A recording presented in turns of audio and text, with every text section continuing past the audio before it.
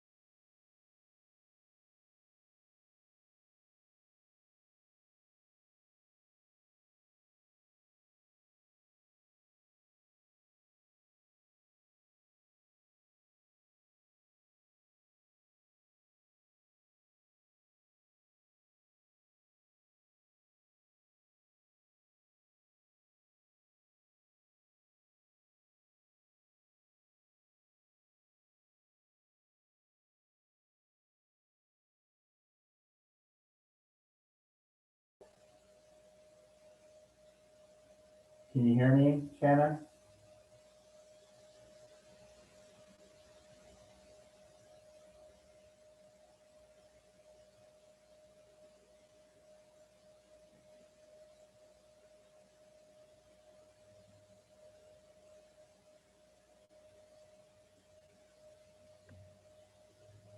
I can hear you, Wes. Finally let me unmute myself. Yeah, just for everybody's awareness, let Sean know already, the meeting was kind of set up. Well, we missed setting up for access controls. So everyone that joins on is going to be in the meeting. We're just going to mute people that shouldn't be speaking as we kind of go along. You're just going to have to bear with us. We'll get through it.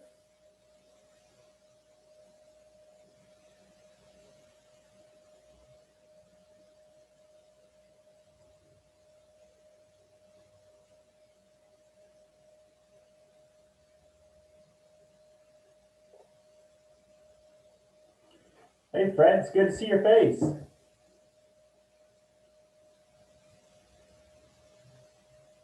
You're muted. There we go. How you doing? Doing great. How's Arizona treating you? It's tough getting used to the winters here. Yeah. Are you working on your can? Is that what you're trying to tell me? Yeah, swimming pool contractor coming tomorrow. Great. Thanks for joining us. Our pleasure. Will we get a chance to, can we talk a little on the program tonight? I'm sorry, I didn't quite hear you, Fred. Can we talk a little about railroad days on the program tonight? Sure. Okay. Okay. Trinity, are you still muted? It looks like you're not muted. I'm not muted anymore, but it looks like every time you voluntarily mute yourself, you're stuck until someone lets you unmute yourself. So that might be a problem throughout the meeting. Okay. I'm not sure if there's specific people we can force to be off mute. I'm not sure. Yeah, I don't know. We're doing the best we can with what we got going on right now. We usually don't have a lot of people joining, so we should be fine.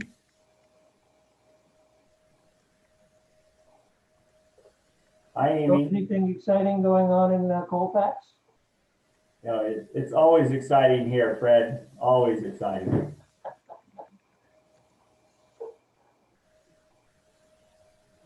Yeah, we're still trying to fit everything into the new house and get settled. We still got. You're negotiating who gets what room, right? You're putting all your tools in the house now, and Penny gets the garage. Yeah, well, actually, that didn't quite happen. Penny's got her sewing room set up, and Our garage looks like a cyclone hit it. I have no place to set up a shop. Garage isn't big enough unless we leave one of the cars outside and turn one of the bays into a shop. Okay.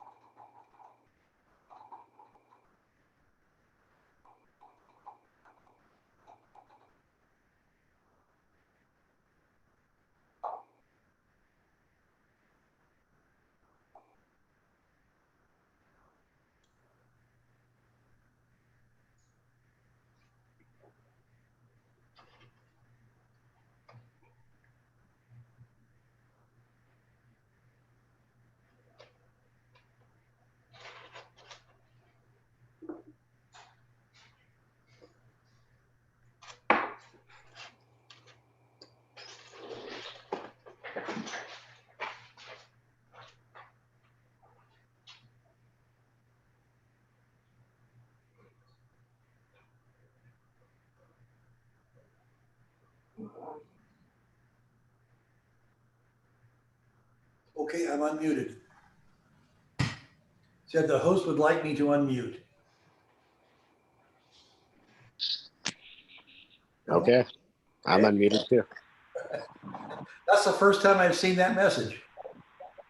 We're having a little technical difficulties. The meeting wasn't set up the way you've done in the past, so it's going to be a little more work on the staff side here to try to control the noise going on here. So bear with us, please.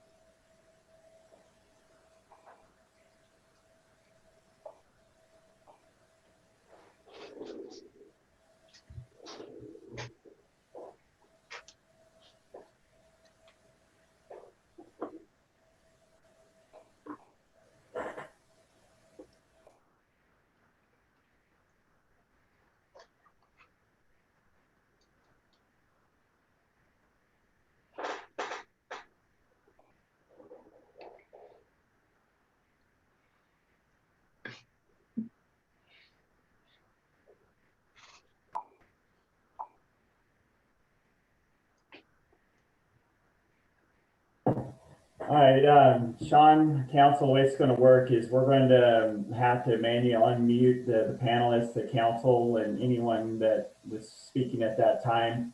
Do not mute yourself, because if you do, then we got to have to unmute you again. Anybody got any questions?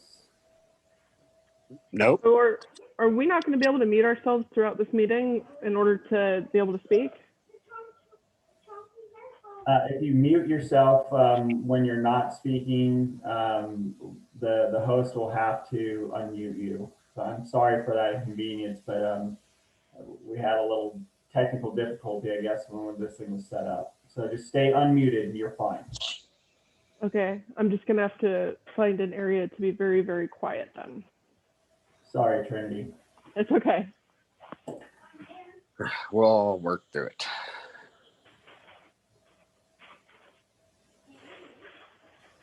All right, do we have everybody, Wes? I see Ackerman, Burris, yourself,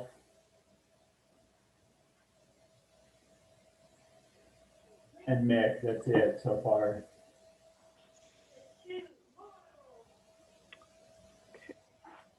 Okay.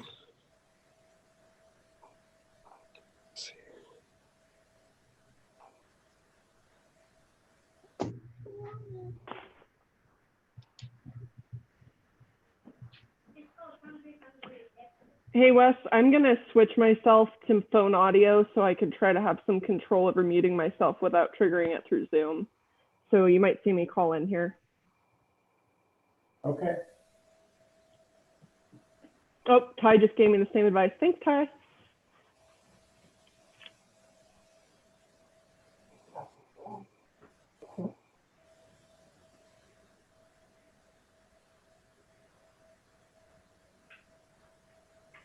Where's your camera?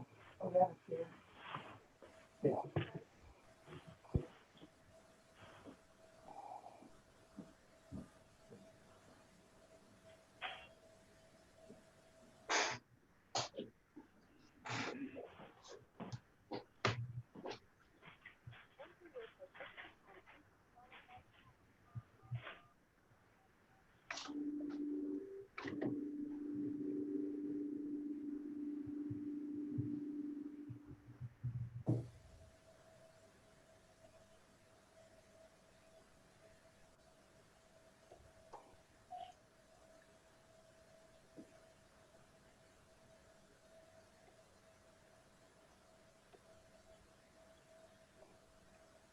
Okay, can you guys hear me okay? Yeah. Yes. Okay, great. Perfect. Shannon, can you unmute Joe, please? Hey, this is Joe. Hi, Joe. Thank you.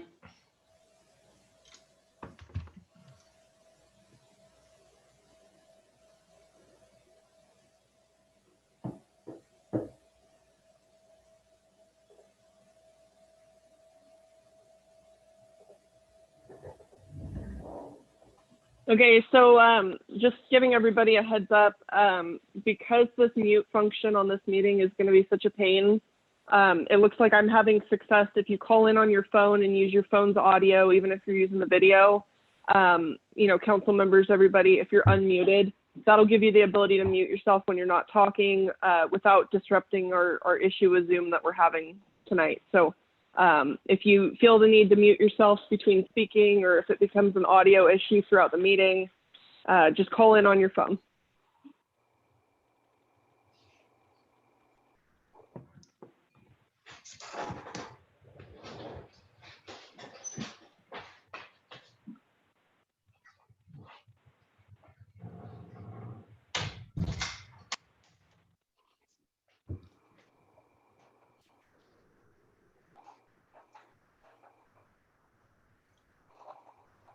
John, Marnie's having some technical difficulties. Try to work with her to get it resolved.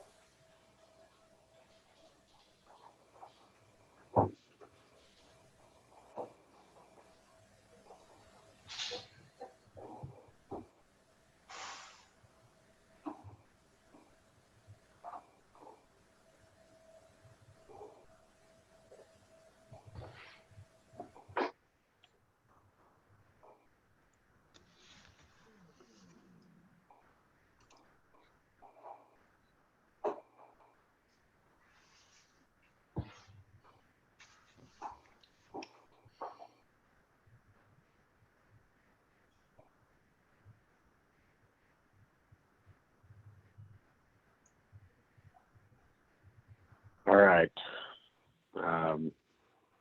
Wes, can you hear me? Yes. Okay.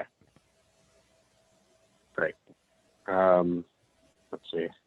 I'm going to test this real quick and then hopefully we can get going. Marnie just sent me a text saying she's having trouble logging in.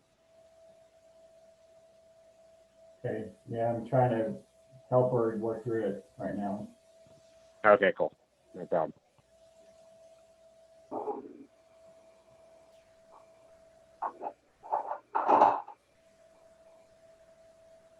Okay, it looks like I have audio control back. All right. We'll just give it a couple more minutes, see if we can get Marnie on, and it sounded like we had everybody else.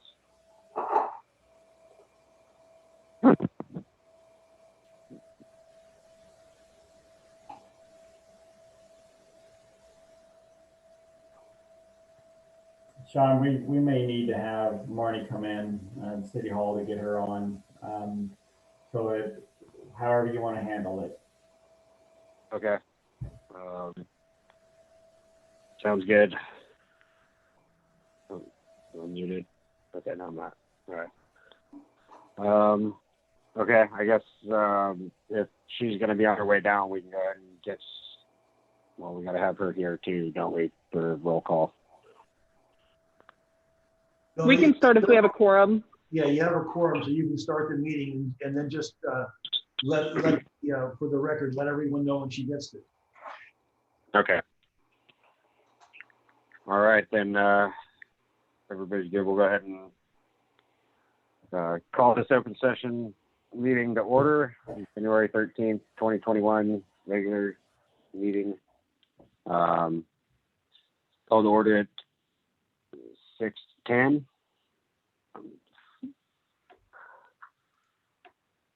We did have a closed session meeting tonight. There was no reportable action on that. Joe, would you like to lead us in the Pledge of Allegiance? Sure. I pledge allegiance to the flag of the United States of America and to the republic for which it stands, one nation, under God, indivisible, with liberty and justice for all. Thank you. Madam Clerk, could you do a roll call, please? Sure. As noted, Councilmember Mendoza will be joining shortly. Councilmember Ackerman, Present. Burris, Present. Latula, Here. and Mayor Lohman. Here. All right. We'll move on to item 2D, approval of the agenda order. Does anybody have anything they'd like to change on the agenda? All right, Sean, I'll make a hearing none. motion to approve the agenda order. All right. Perfect. Madam Clerk, will you do a roll call?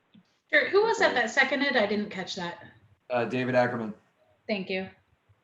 Okay, Councilmember Ackerman, Aye. Burris, Aye. Fatula, Aye. and Mayor Loman. Great. We will move on to item 3, agency reports. And Wes, we spoke earlier, you had somebody that would like to hop on under agency reports. Yeah, thank you, Mayor. Sally with the chamber asked if she could give her report first. I guess I would ask is, Sally, are you on the line right now?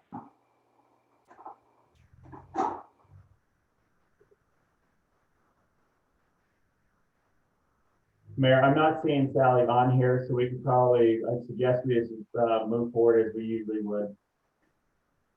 Okay, great. Then item 3A, report from Placer County Sheriff's. Ty, are you with us?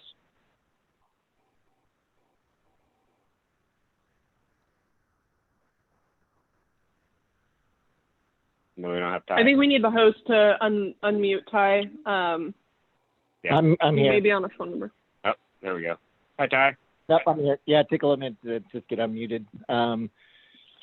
Mayor, City Council, Sergeant Ty Connors, you're still your station commander, but we'll talk about that in a minute.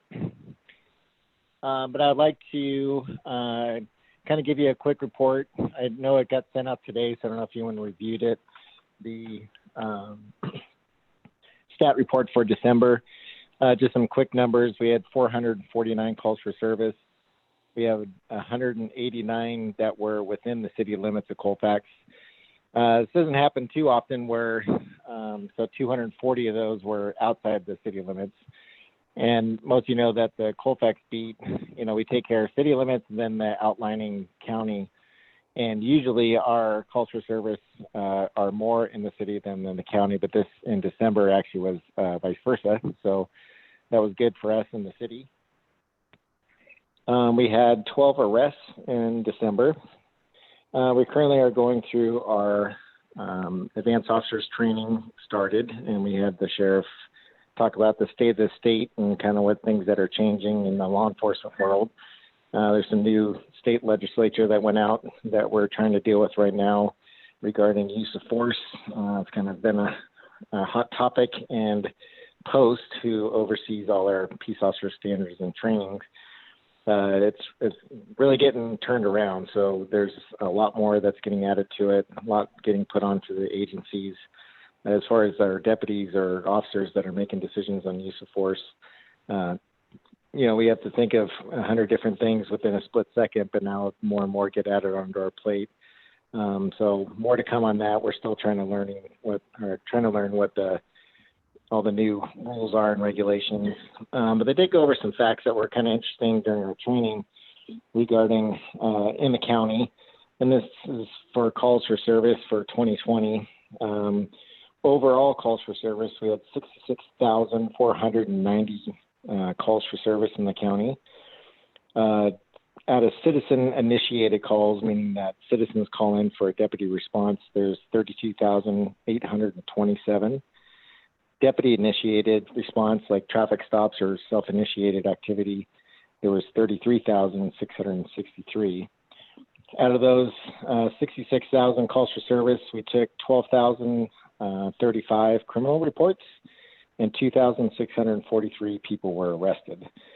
Now, out of those facts, just kind of show what kind of county that you live in and kind of how and I think a lot of it goes with our training that we have, the people that are working, the professionalism that they have, is out of the 2020 statistics, when our deputy responds to a call, there's a 4% chance that he's going to make an arrest, which might lead to a 3% chance that an officer might have to use some form of force. But when you look at the totality of all the numbers, there's a 0.13% out of all those calls that resulted in the use of force. Now, use of force can mean that you had to use some type of arrest control technique or a baton or a canine, but it kind of covers everything. But there's a 0.13% chance in the county that we have to use of force. So that's 99.87% that all contacts within the county are verbal. So our agency is doing a really good job. Obviously, we're going to adapt to the new situations that are coming up. But again, it's tough to be in law enforcement with a lot of these changes that are happening. With that being said, obviously with changes, as you are all well aware that got the new assignment as the community service sergeant. And with that, I've been in Colfax for 9 years, and I put it out on Facebook, and I appreciate the tremendous amount of comments that people have given me in support and thanking me for the service that, I've been doing for the last several years. So it's very heartfelt. And, a tough decision to make, but I, look forward to the new challenges facing me. And also the fact that I still can be involved with the city regarding community events in our schools and school districts all the way up the hill is comforting to me that I'm still attached. And my lieutenant is still allowing me to stay engaged with the skate park project. So I will be involved in that aspect of it, but it's going to be turned over to Sergeant Kevin Griffiths. Kevin and I have worked together for many years. We're on the guard team together. Kevin and I have worked numerous fires and incidents, and so I have the utmost faith that he's going to be able to handle situations that arise. So I know he'll put as much effort into how I did it, and I look forward to seeing what he does with the relationships he's going to build. So with that being said, Sergeant Kevin Griffiths is on the phone, so I'll have him kind of introduce himself. The officially takes over on Saturday for new pay periods. That's the rotation. So he'll be officially taken over as your new station commander on Saturday. So Kevin? Oh, Mayor, City Council, can you hear me? Yep. Yep, we can hear you. Okay. Hey, I'm sorry that we have to meet for the first time via phone. It's not the way that I like to do things. I'm more of an in-person type of person. You'll learn that from me. I'm excited to get into this city and to kind of take off where Ty has left it, and he's done a very good job. And over the coming weeks, I'll do my best to meet with every single person on the council and the mayor himself. And please let me know if there is anything you need. My phone is already in the city office. The number's there as of Saturday. If there's something happening, I'd like to know about it so that I can make sure that we're doing our part to keep the community safe. I have a question for the incoming sergeant. Hi, this is Councilmember Mendoza. Hello. The cemetery was broken into 2 weekends ago, and Nancy Hagman is waiting on a phone call. Can somebody from your office get a hold of her, please? Absolutely. Is there an email or a phone number that I can get? I'll give that to you offline. I'll send it through Wes. Okay. Yeah, Okay. We'll get a hold of her right away and see what we can do to help her. Thank you. I appreciate that. You're welcome.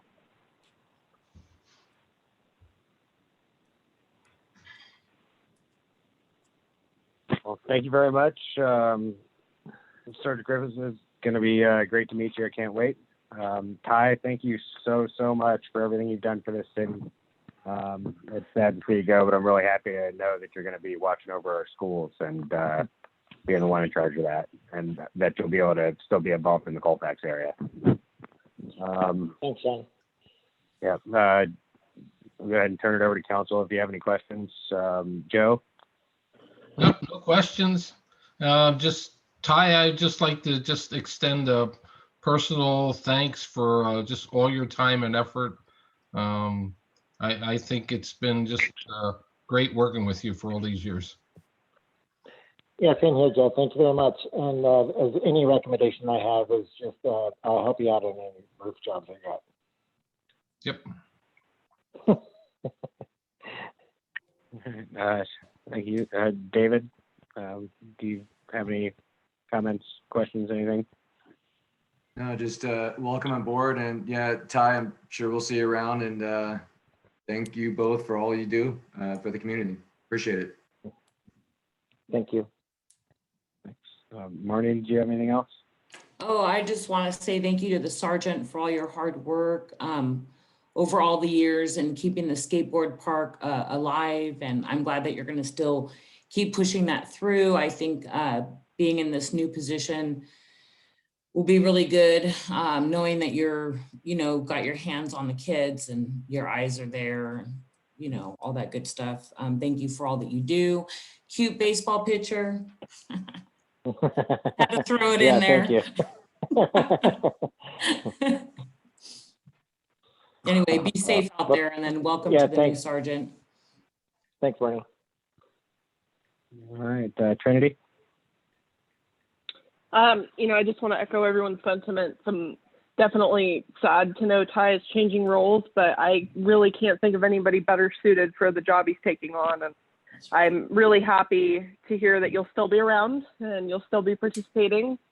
I mean, we would be very, very remiss to lose you, but this sounds like a really awesome transition. And, I think you're going to do great things in this role. And I'm really excited to meet you, Kevin. Hopefully we can find some time in the next week or two to meet and, just go over things, and welcome. Thanks, Trinity. I appreciate it. Absolutely. All right. Yeah, thank you both very much, and look forward to meeting you anytime. Look forward to seeing you around. Thank you again. Thank you. All right. Anything else? We'll move on to item 3B, CAL FIRE report. Chief Egan. Good evening, council, members of the audience. Battalion Chief Brian Egan, CAL FIRE, Placer County Fire in the City of Colfax Volunteer Fire Department. I have with me this evening our unit in County Fire Chief Estes, our Deputy Chief in charge of unit and County Fire Operations, Jim Hudson, and East Division Chief Mike Rufinot, who's my direct supervisor, oversees the 3 battalions on the Interstate 80 corridor. So for this evening, the staff report is going to consist primarily of the synopsis of the 2020 year for the community of Colfax and its volunteer fire department. Obviously, we're ending a strange year and beginning another strange year, so we'll see where things wind up 12 months from now. The Grass Valley Emergency Command Center, who is our dispatch center, our emergency command center, who dispatches all CAL FIRE, Placer County Fire resources, including the City of Colfax. They dispatched 31,533 incidents in the year 2020, and that's actually a decrease of 550 calls from the prior year. And we attribute most of that to the stay-at-home orders that occurred late in the winter and early spring of 2020, and then what picked up as the holidays started at the end of 2020. That was a 1.7% decrease from the prior year. In the City of Colfax, the Colfax Volunteer Fire Department was dispatched 624 times in 2020. 329 of those times were within the City of Colfax, and 295 of those times were outside the City of Colfax. In comparison, in 2019, the city was dispatched 650 times, and it was an equal split, 325 out of the city and 325 in the city. And that equaled a difference of about 4.2% decrease in call volume for the Colfax Volunteer Department over the 2020 year. A 3-year average, so this is the 4th January that I've been your battalion chief, so it's given me the opportunity this year to give you a 3-year average. Our 3-year dispatch for the City of Colfax is averaging 323 calls in the city a year, and 336 calls outside of the year. So almost an even 50-50 split to calls in the city versus calls being dispatched out of the city. As everybody else was going down in call volume, Station 30, our Colfax Cal Fire Station, Placer County Fire Station there in Colfax, it actually went up 13.9% call volume from 2019 to 2020. And they were dispatched 1,085 times last year versus 953 times the year prior. Increased incident activity outside of the Station 30's first new area, plus the second engine being at Station 30 for a full 12 months is what we're attributing to that. So our volunteer membership stayed relatively steady for 2020. We currently have 7 volunteers on our roster, 5 of which are fully qualified firefighters. 3 of those volunteers are fully qualified apparatus operators, so they can operate any of the apparatus the city of Colfax has. 1 of those volunteer firefighters is qualified to operate Rescue 36. And 2 of those volunteers are what we classify as support volunteers. So they're in a position where they're beginning their training. They have some of the basic state and federal mandates to be able to respond to emergencies, but they can't do any firefighting operations or anything that puts them in an immediate dangerous to life and health situation until they've completed the academy. Along with those 7 volunteers that are on the roster, we received 7 volunteer applications in 2020, 1 of which successfully completed the basic Wildland Firefighter Academy at Yuba College, which is our minimum mandatory training for all of our volunteers. And he's a fully qualified volunteer firefighter for us. 2 of the applicants that we received, once I met with them and visited with them and found out what their goals and aspirations were, decided that probably their best bet was going to be a different volunteer program. 1 of them lived in Roseville. It was very close to our Station 100, and the other one lived in San Jose, but had relatives in Placer County. And so we gave them some direction and some assistance, making some contacts with some local stations that run volunteer programs in their area. 1 of our applicants has started into the volunteer support training process. As I just mentioned, what that process is and what that does. 1 of our applicants is in a review process. 2 of the applicants chose not to move any further into the process once they found out what the commitments were going to be. For our apparatus update, for the 4 apparatus the city has, 3 of them are currently what we would consider to be in service. 1 of them, engine 36, is still out of service. That's the engine that we talked about in December. That's the engine we'd like to see go on the auction block, open up an apparatus-based spot, and if we're successful with the water tender would take its place. Rescue 36 received some recent warranty work, and so it's 100%. Brush 37 continues to have some minor mechanical issues post its large engine repair in the late fall. We got it back in service earlier last week.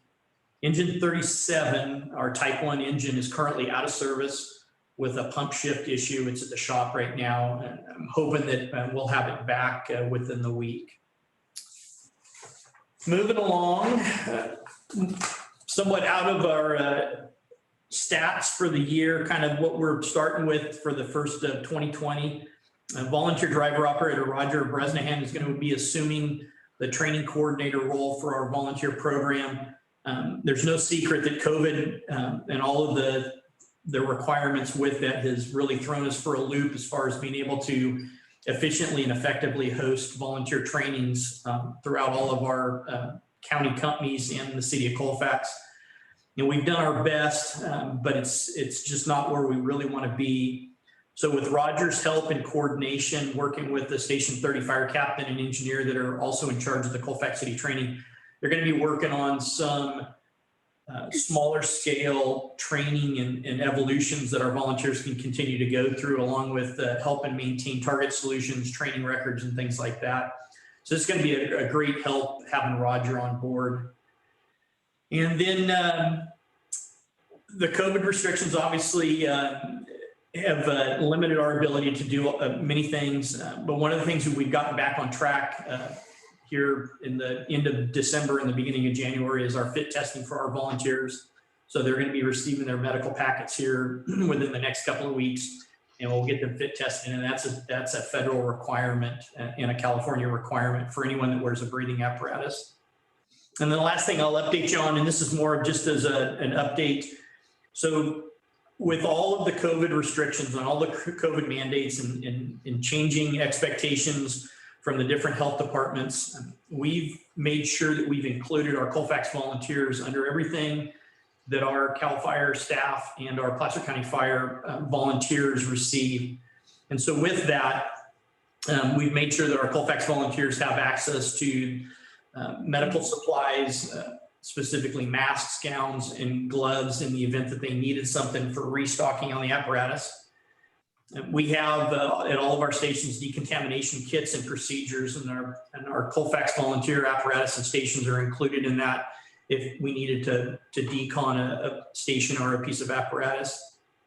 We continuously provided updates on COVID expectations, risks, exposure, procedures, all of that continues to, as this evolves, we continue to update our procedures, and our volunteers are included in that.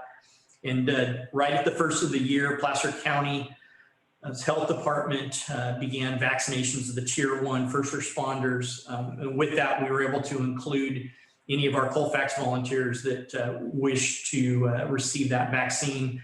And they're going through a tracking process now. And then as time goes on, some of the volunteers were interested in vaccines, but not right at this moment in time. We'll keep them up to date as things progress through the whole vaccination process. So with that, that's the end of my staff report. Do you have any questions? Thank you, Chief. That was an excellent staff report, and it's been great having the assistance of CAL FIRE, Placer County Fire with all the new COVID restrictions and guidelines. I've felt safe on every call I've gone on, and I'm definitely provided with all the resources we need to stay safe through this. So it's definitely appreciated. Thank you. Yep. Joe, do you have any questions? No, I have no questions at this time. All right, great. David? No questions. Thank you guys for your service. Really appreciate it. Absolutely. Nice report. Thank you. Thank you. Marnie?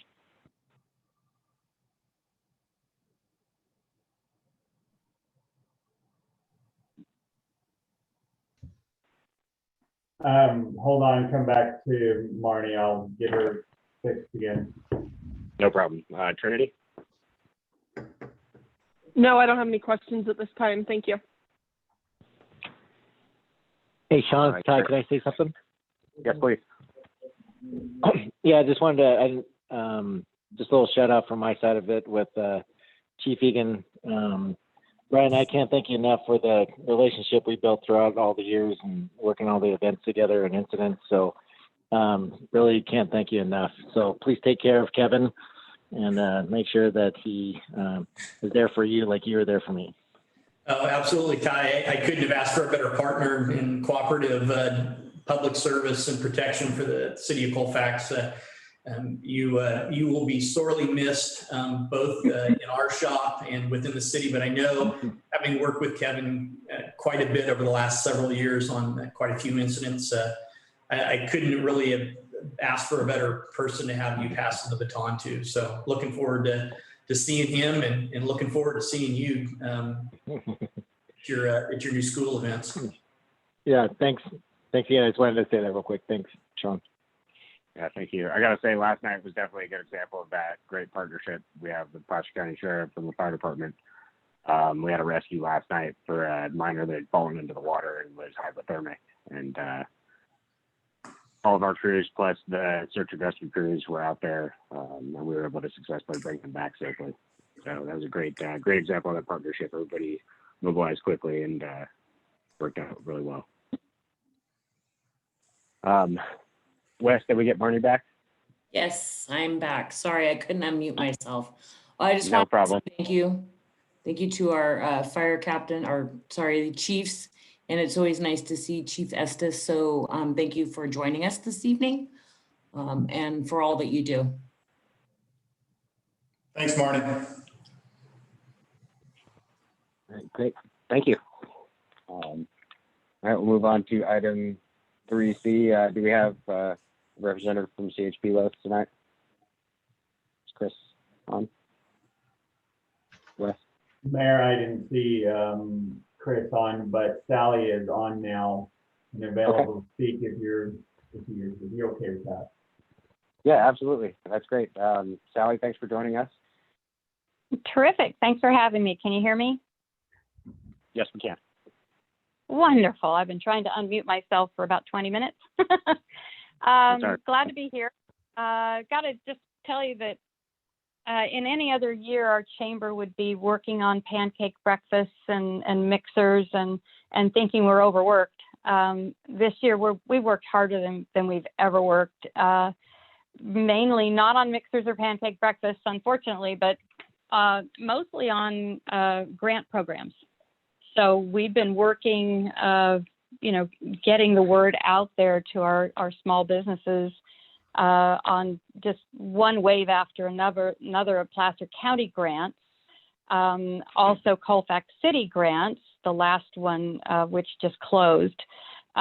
We're working to get the word out right now on a huge $500 million California small business COVID relief grant program that they've extended the deadline on till, I believe, January 15th. So there is money out there. 16th? January 16th. Yeah, sorry, thank Sally. you. Okay, no, thank you. So there's a lot of money out there for small businesses that are struggling to pay the rent, struggling with the utilities, and we want to help you stay alive. So if you have any questions about any of these grants, and particularly right now the California grant, you can email our chamber at colfaxareachamber.com, or I'm sorry, at gmail.com. And we'll give you whatever information and the links to the applications. They're really pretty simple applications. We're also working on some other grants that are coming down the pipeline that hopefully, if they come through in the next couple of weeks, we will be able to be working directly with our businesses. We've been making a lot of phone calls out there to businesses all the way from Meadow Vista up through Emigrant Gap, trying to locate the businesses that are struggling the most. So if you have not received a call from us in the last couple of weeks, please reach out to us because we'd like to talk to you and get you some money. The other thing we've been doing when we're not working on grants is we've been involved in the Placer County Shop Local campaign, taking pictures and videos with our small business owners and getting it out there all over social media. And it's been really successful. We had one business owner in December that on a Saturday said it was her best day ever. And that was just right after we had posted a video. And they're really neat. If you haven't seen them, they're all over Facebook. And what I like about them is you feel like you're right there in the store talking with the owner telling you all about, how they love their business and what they have to offer. And that is such a nice, refreshing change from going on Amazon or, some online store to buy what you need. If you're watching the Facebook, watching these videos, you fall in love with one of these businesses, go there, spend your money there first. So we're going to continue Shop Local at least through Valentine's Day. So if you know anybody that would like to have some exposure, we'd love to help. Just get hold of us. The only other thing I wanted to say is we have a large stock of PPE supplies, face masks, and a hand sanitizer. And we have only up till now been able to give it out to businesses and with an application form. At this point, the county has given us the okay to give it away to anybody that needs it. So if you need PPE supplies, or if you know someone who does, or if you're involved with an organization that could use some, please let us know. And that's it for me. Great. Thank you so much. It's been great to see all that you guys have been able to do for our local businesses, and thank you so much for heading that effort. Sure. Thank you, Mayor Lohman, for letting me speak about it. Oh yeah, absolutely. Did anybody on council have any questions? Joe? Nope. Comments? Nope. Okay. David? No, and thank you. All right, great. Marnie? No, thank you. Okay. Trinity? You covered everything. I did really quick. Sally, a couple of people in town have mentioned to me that they're just having some issues with the portal, trying to, get their applications through for this round of funding. I believe it was for the Placer Shares program. Who would be the best person at the chamber to direct them to if they need some help troubleshooting? The fastest way to get help would be to just send an email directly to the chamber, because we'll pick that up. And it's mainly Amy that's been helping people get through it, but Tim has also been on standby, but it should go right to the email. That's what Amy has said. She's checking that constantly and getting right back to people. Okay, great. That's all I had. All right. Great. Thank you again, Sally, for your report. And if there's no other questions, then we'll move ahead. Thanks. Thank you. So we'll move on to item 4, presentations. We do have one presentation tonight from local high school student Vernon Griffin. Griffin Vernon. He's going to give us a presentation regarding the Colfax Bike Park. Wes, do you want to kick off this discussion for us? Absolutely, thank you, Mayor. Griffin had come to the city a few months ago with a concept to create the Colfax Bike Park. And it's a pretty neat idea that he wanted to present to council. He's got some ideas and some concepts, and I won't steal his thunder here. I'll let him do his presentation and what his goals and objectives are. We want to make sure we get this information out to council for consideration. Griffin, it's all yours. Hi, my name is Griffin Vernon. I'm a high school student from Colfax High School. I'm currently a junior. So I've been working on this bike park proposal for about 6 months now. I first met with Mr. Lohman over the summer of 2020. And I had talked to him about a few different lots I had in mind to build a park on. And then he directed me to the Colfax dump lot. I was looking into similar bike parks, such as the Truckee Bike Park and the Auburn Bike Park, and seeing what they did and kind of their success stories with that. What I found is that they kind of started with, a general small plan for the park, and they grew it from there. Started with kind of a general basis, nothing too fancy, nothing too crazy, and they grew it from there. And now they have very beautiful, very successful mountain biking parks. There is a lot of pros and cons of mountain biking parks, but I think there's a lot more pros to it. It's a great athletic activity, especially for children. I found myself really enjoying it about 3 years back, and I've grown to see my brothers enjoy it as well. It's a great community, and I'd really like to bring that to Colfax. My proposal here is mainly to actually get approval for the park. I have drawn up a startup plan for the Colfax dump lot. It's a pretty good plan. I've been working with also Johnson Trail Works, which is based out of Truckee.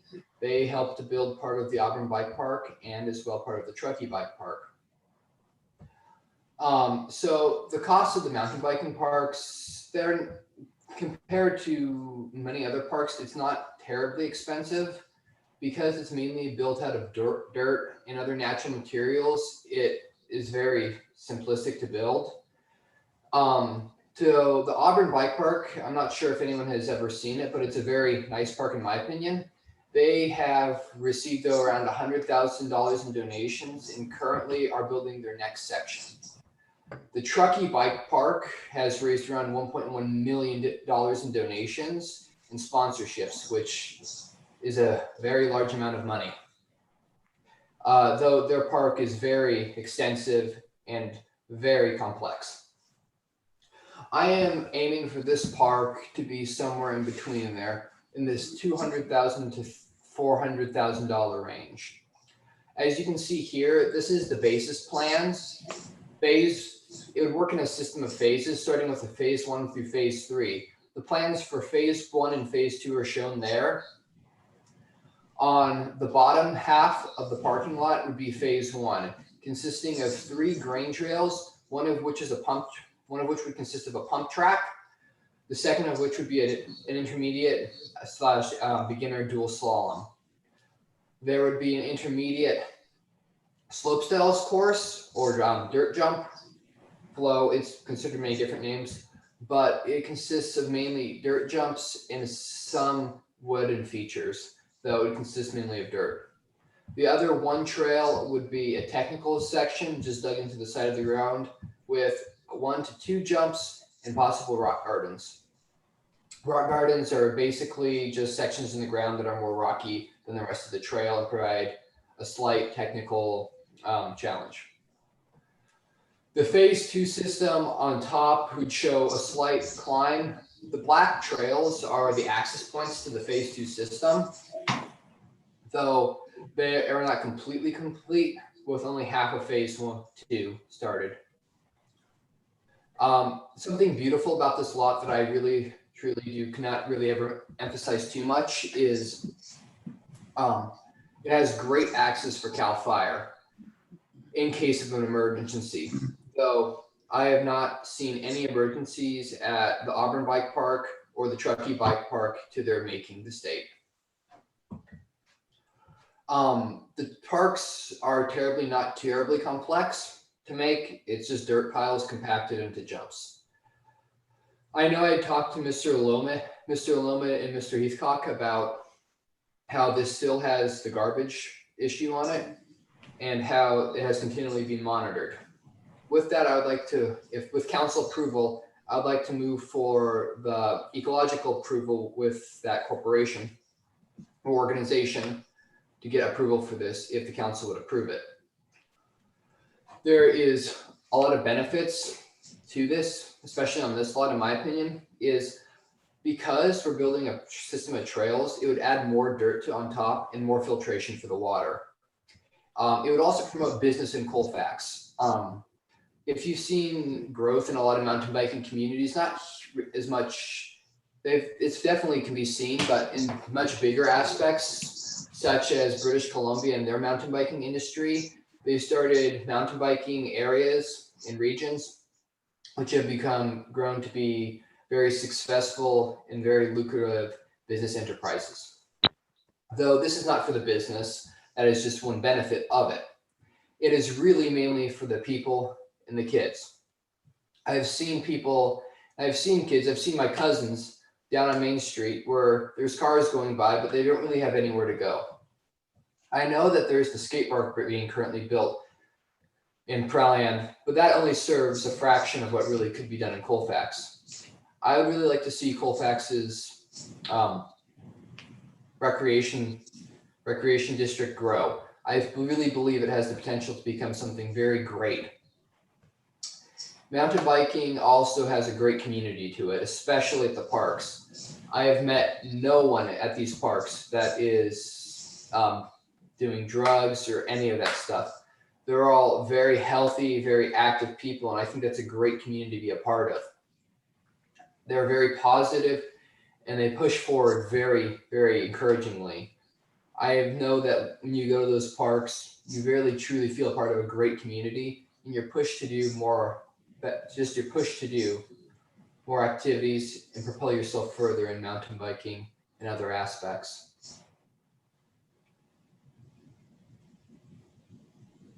Can I have the next slide, please? So for the public support, I have talked to almost all the businesses in downtown Colfax. They have all stated public support for this, as well as possible funding and sponsorship. If the park will to be concluded, the zoning for this lot is correct. It just needs a conditional use permit, which is actually beneficiary to the park, as it would control the hours of operation and who can use the park. This would limit OHV riders, horse, and pedestrians, as well as would keep the hours of operation within reasonable hours in accordance to the daylight. It is a $4,000 fee to have the permit issued, but in the event this is a public park, I would ask the council to waive the fee. If not, I could find some way to pay it, but it would most likely come out of the fundraising benefits if the park were to be allowed. Traffic to the park would be through Iowa Hill Road. Currently, there are the campgrounds down at the very bottom of the hill, but from what I've seen, there is no substantial amount of traffic. The parking lot in the area is big enough to house as many cars as there could possibly ever be. It is a very big parking lot, and I feel that we could even use half of it for picnic benches and other accommodations. As that being said, other accommodations would probably be picnic tables, bring in at least 1 or 2 outhouses, and there is no need for electricity or plumbing at this park, as it is just completely made out of dirt. There would be, and as well, since we would need slight water, but probably none to actually be brought in. We could have trucks bringing in to spray or anything, but aside from that, there was no real need to have additional electricity or plumbing run to the lot. There is, thankfully, late and recent in, I believe in 1963, the California Government Section 831.7 allows for the use of recreational parks at no liability to the creators, the city, the state, or anyone associated with the park. This is similar to the right at your own risk, except it is much more extensive. It removes the council, it removes the city from any type of legal action, because by writing up the park, you are agreeing to that section code. Of course, this would have to be adapted to the Colfax charter for it to be completely successful. In the event that the park is allowed, I would like to ask to speak to the city attorney to completely adapt the government section code to fit the Colfax needs. I'm familiar with 831.7, if that's the question. And it does contain certain exemptions and immunities. They're not absolute, they're qualified, but it is something we'd have to consider. Yes. The Auburn Bike Park operates under the same section code adapted to Auburn's charter. Though I know that the liabilities always have to be concerned, but I have not seen any great liability in these parks, as safety is the #1 concern. Are there any questions? Yes. Thank you, Griffin. That was a great presentation. We'll go ahead and go down the line and go ahead and get any questions. I just kind of wanted to make sure you had the opportunity to present this to council and kind of get a kickoff for individual discussion with him, or just give him some guidance on what the city thinks might be a good idea here. Joe, do you want to start off any discussion? Yeah, I got a couple of questions just to make sure I understand this. Is this specifically for mountain bikes only? In other words, non-motorized bikes, or does this include motorized bikes as well? This includes no motorized bikes. This would be a park meant for only mountain bikes or other bikes. No OHV associated vehicles such as motocross, motorcycles, dirt bikes, quads. That would not be the focus of this park. Even tier 3 e-bikes, tier 2 and 3 would not be allowed at this park. Tier 1 would be the only allowed e-bike, which is a slight pedal assist. All right, and then the second question I have is, we already have a solar array that's planned for this location. So how does this fit with the solar array? I was not aware of the solar array when I was talking to Mr. Lohman. Though, Joe, we at this time do not have a solar array planned for this location. So where does this, I'm just trying to position, where is this location compared to where putting the solar array at? Solar array is going in the sewer plant. This is the dump site. Okay, so there are two different physical areas, so there's no conflict there. Right. Okay. Okay, that was my questions on this. Okay, thanks, Joe. David?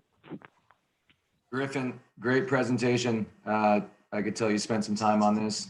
I'm a fellow mountain biker. I think it's a great idea. I've been to both parks, both in Auburn and Truckee. It's awesome. My only questions would be, I think these questions are more so for the city, whether it's Mick or Wes, but have other sites been evaluated, or is this pretty much like the optimal site in town that we can build such a featured park? That'd be my first question. And the second one is just in general, and I was going to ask the same question that Joe asked, you know, would it just be for only non-motorized vehicles, which I assumed it would be, but I guess to what degree would this premise, this site be staffed, manned, gated, protected, that kind of stuff? Because, you know, yeah, so I'd just be curious about that. But I think it's a great idea. And those are like the first two questions that come to my mind. It would definitely be gated so that we could control the traffic going through the park and reduce any risk of injury. I'm not completely aware of the extent at which we need to staff it. I was just waiting to get a council approval and direction before I continued with this project. There would most likely have to be some form of staffing to close and open the park, but I'm not aware of any issues that we'd have during the park hours. David, to answer your question specifically about the use of site, you know, Wes, you have severe echo. Okay, let me try to turn that down. Does that help? You have to talk so we can hear. Okay, can you hear me now? Yeah, that sounds a lot Sounds better. a little better. Okay. The concept is, I think, you know, something that, you know, staff needs to get behind. The location itself is problematic, just because of how highly regulated the site is. There's a myriad of steps that we need to go through with the regional board and the local LEA that would create a long process for this to happen, and likely not be able to happen by the time that Griffin is ready to have a senior project signed off on. I would suggest more concept work. We're going to try to help them identify and try to bring the project forward for discussion again, so we can try to keep people alive when we can. It's very problematic. Can somebody repeat what Wes said, because he was completely garbled on my end?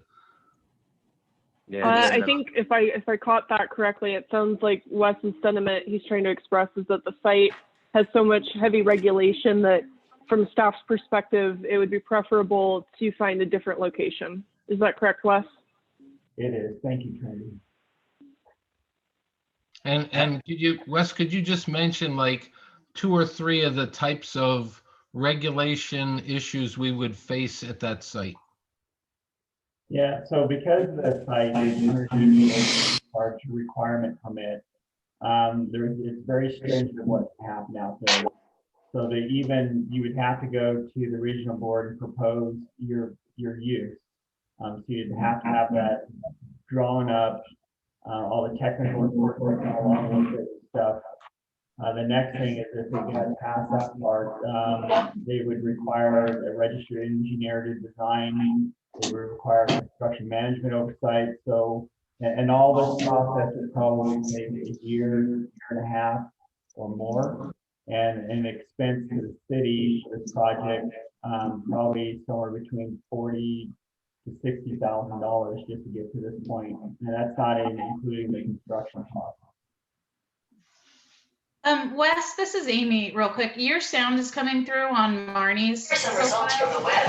So Okay. if you could possibly mute her when you speak, I think your sound will be much clearer. Okay, great. Let me move her to another. Is it me? I get just a little bit of feedback from somebody in there, probably a combination.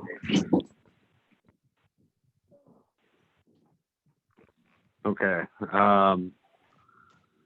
So I'd like to maybe take the opportunity to provide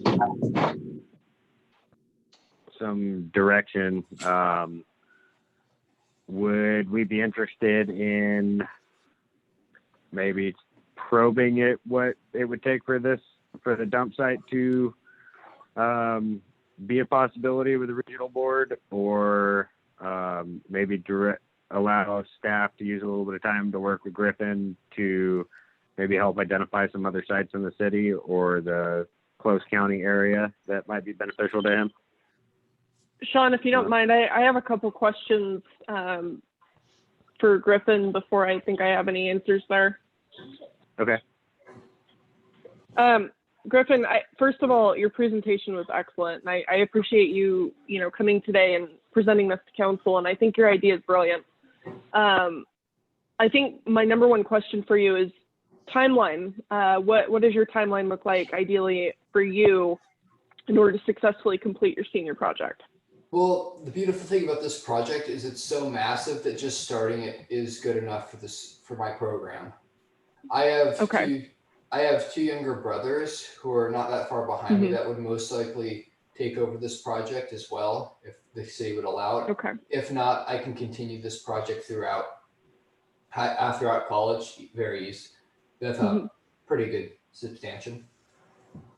And the reason I ask is because, just to frame things into perspective, the wheels of government tend to turn slow even with our best efforts. And, ideally, in my opinion, to see this project move forward successfully, I think it would be in our best interest to try to pursue some parks and recreation funding, hopefully from grants, as you mentioned in your presentation. And that can be a time-consuming process in and of itself. Yes.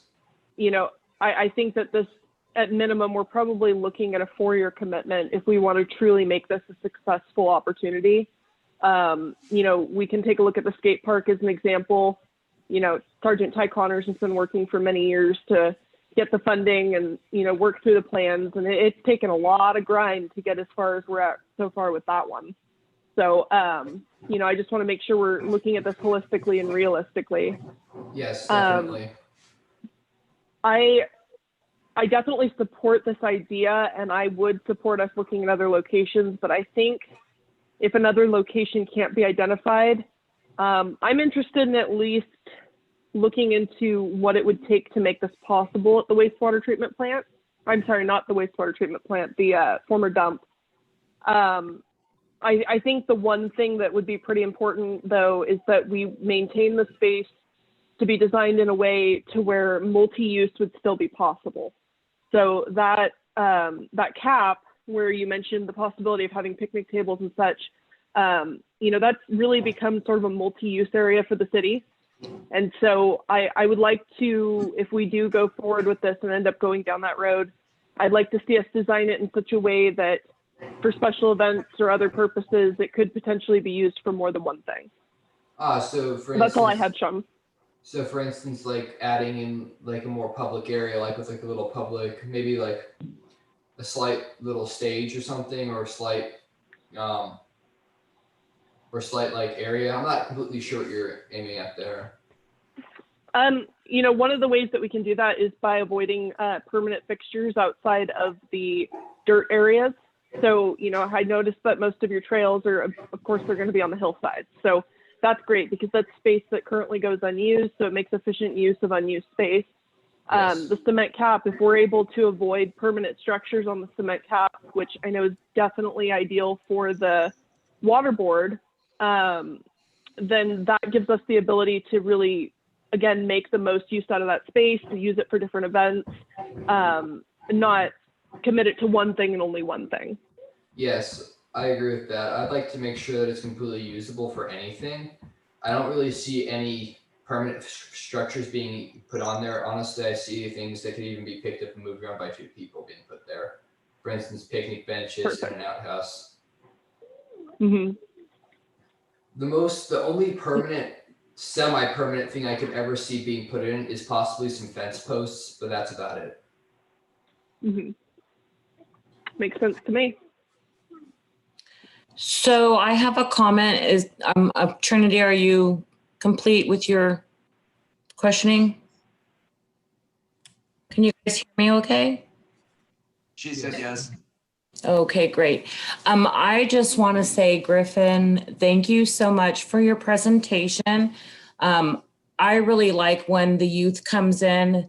This is the youth voice that's coming in today. I'm in total support of your idea. I don't know about the location, but I can tell you this. I have been at the beginning stages of the skateboard park in 2014 with Sergeant Connor. And there has been a lot of work around that.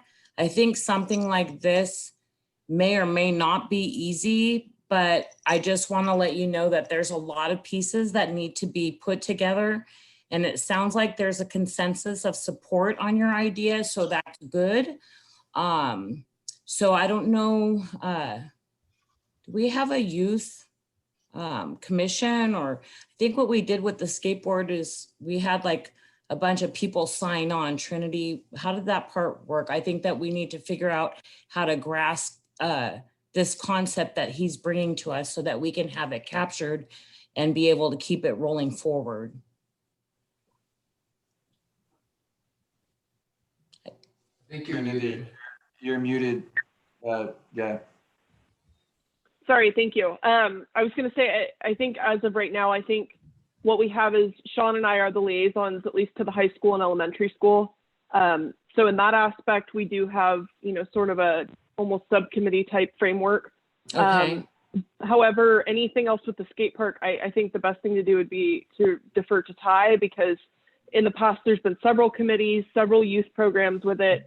There's been a lot of turnover effort. And so Ty is really going to be the best one to say what's current. So I'm wondering if we can somehow coordinate this with the Colfax Youth Coalition that's coming in. Maybe I can reach out to them and see, because there is going to be some funding available there. And I'd like to explore ideas of how to get some funding into our park and rec so that we can more support these ideas. And if this is his senior project and then he's got his brothers coming on, then there's that network there.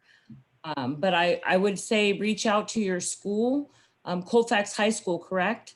Yes. Okay, to your student body president, and reach out to the kids there and try and get some kids aboard. And so that way we can have a group of you that works this thing, because it's going to take you guys to keep pushing it forward, and our support. So, I mean, do we have support? Am I hearing yes. Support for Griffith and this idea of the BMX biking? I support it. I just want to make sure that we're not, and this isn't to say that, we're ranking ideas here. I want to make sure that we also, at the same time, are not creating a situation where we're almost creating competing funds between the skate park and this project. Yeah. It's really important because the skate park has been a project that's been, frankly, going for 30 years now. I think we owe it to Colfax citizens to make sure we finish that project. Absolutely. Yeah. We absolutely want to pursue this. I think this is a great idea. I just think we need to strategize as a council and find a way to make sure that both projects can be successful without them essentially competing against each other for funding, for attention, for, the number of resources it takes to get it done, staff time, all that stuff. So, if it means that we need to kind of split off as a council and have a subcommittee for each to make sure the focus is on them and work's getting done, so be it. But, I just want to make sure that if we have the support for this and we move forward, we're not doing it at the expense of the skate park. Yeah, no, exactly. And I agree with you on that. It's just, there was a young man that brought the idea of the skate park in. He did a video. And so it started with his idea. So Griffin has an idea. And so that's basically, we're at the foundation of your idea, Griffin. And, you know, like I said, the skate park, you know, and actually the skate park was back in Cox, is why I've kept, you know, pushing the skateboard park and being in support of that. And he's in his 30s and has children now. So these things take time.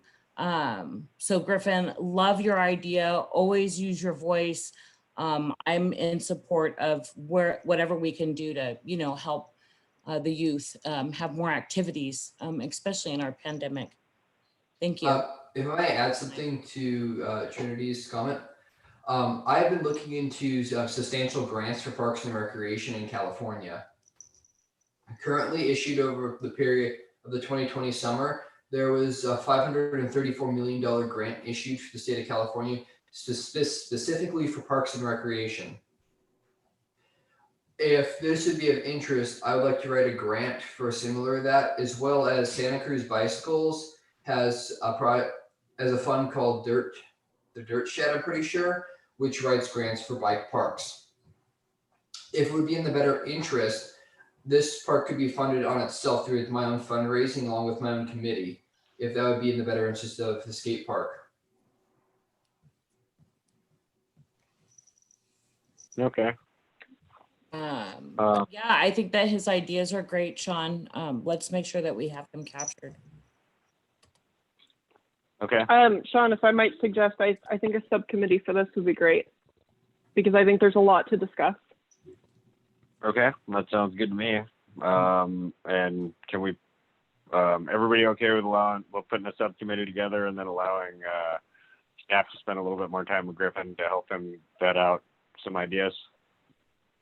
Yeah, I think that, this is Joe, I think that's a good idea. But we got to set a couple of objectives for this working group to kind of address. Like, one of the objectives is, what are the possible locations in the city of Colfax where this could fit?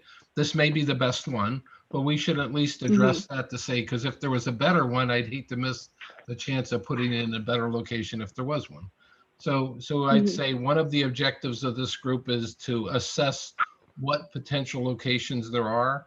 Another one would be to maybe to do just a feel out question with these groups that control the environmental aspects of the dump there, that says conceptually, would they even approve an idea like this? They may come back and said conceptually they would never approve it, in which case I would hate to invest a lot of time in something if it would be dead there. But if conceptually they might, then we can say, is this financially viable to do or not to do? Does it make sense? Does it not make sense from that? So I think we should have maybe 3 or 4 objectives for this working group, in addition to helping Griffin work through his idea. If I can make a comment though, Mr. Mayor, this is on as a presentation and not for the council to take any specific action or give any specific direction. If you want to establish a working committee, that's fine, but that's about as far as you can go given the agenda item. Okay, great. Then sounds like, David, did you have any other comments before I continue? Nope. Again, Griffin. Yeah, again, Griffin, well presented. Great idea. Thank you for Great. having me tonight. So thank you very much. Definitely appreciate it, Griffin. So sounds like we'd like to get a working group or a subcommittee together. Yes, that sounds good. Mr. Mayor? Yeah. Mr. Mayor, this is Tim Ryan. Can you hear me? Yes, hi, Tim. Hi, Sean. Hi, go ahead. I'd rather call you Sean, but I'll call you Mr. Mayor. Sean, are you Sean's taking fine. public comment on this? Yes. We definitely need to take public comment on this. And actually, you can go ahead and give your comment if you would like. Great. Thank you, Sean. Yeah, first off, congratulations, Griffin, on a great presentation. First off, I'm a citizen of Colfax. I need to clarify that. but an excellent presentation.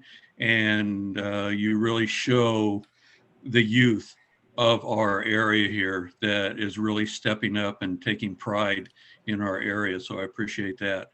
I just want to say, and I think possibly Trinity mentioned this, and I'm not sure, but to consider making this into a multi-purpose recreation and event park area. I don't know that with the skateboard park, Marnie stated out, it's been going for a long time, so did Trinity, but possibly if there was a combination of the skateboard park and the bike park, that maybe state funding through the Parks and Recreation would be a little more forthcoming.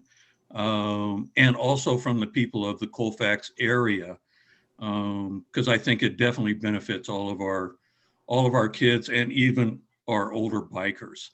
So yeah, I'm totally for this. If this could happen in this area, we know that it's been proposed for some event areas, for some events, I'm sorry, such as a small concert or something like that. And this could just add to this area, and possible funding could come even more. So thanks, Sean, for letting me speak. Thank you, Mr. Yeah, thank you for the comments, Tim. Yeah, definitely appreciate your comments. I should be doing better about Sean? Comment. Yes, go ahead. It's Ty. So Griffin, yeah, good job on doing that. Again, I think it's a great thing. Obviously, the skate park's been a passion of mine for quite a few years and been a long road to hoe. But it's, I think, just having that, and also with the skate park, it's just you're reaching out to every different type of recreational thing to the different youth and even adults. Like I say, the skate park is not just for skateboarding. It's going to be designed for all wheeled, so BMX and scooters and all that stuff as well. I have talked to, like say, with the Parks and Rec fees, I have reached out to the county regarding that. The skate park is on their master plan when it comes to going towards Park and Rec fees. That's something you might want to do is talk to Peter Fissure and find out if that's something that they can add on to their master plan when it comes to Parks and Rec fees. So that's just, like I say, that's a viable resource of funds, but of course there's a process of going through that when it comes to reaching out to the outlying communities that will be using those type of fees for a city project. But again, I think it's a great idea. I think it's a support. I support something like that. Obviously, the skate park that has been brought up. I've been through that road of finding different locations, and it's been very difficult.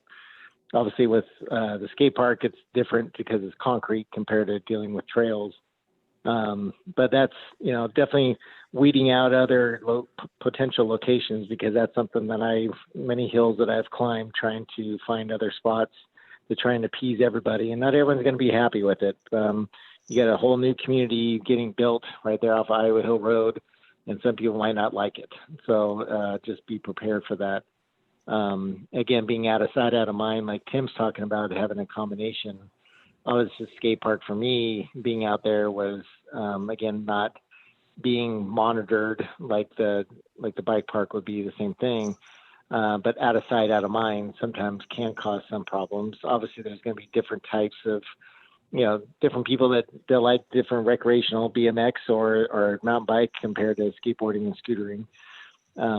But again, I think he's done a good job, though, putting together a plan.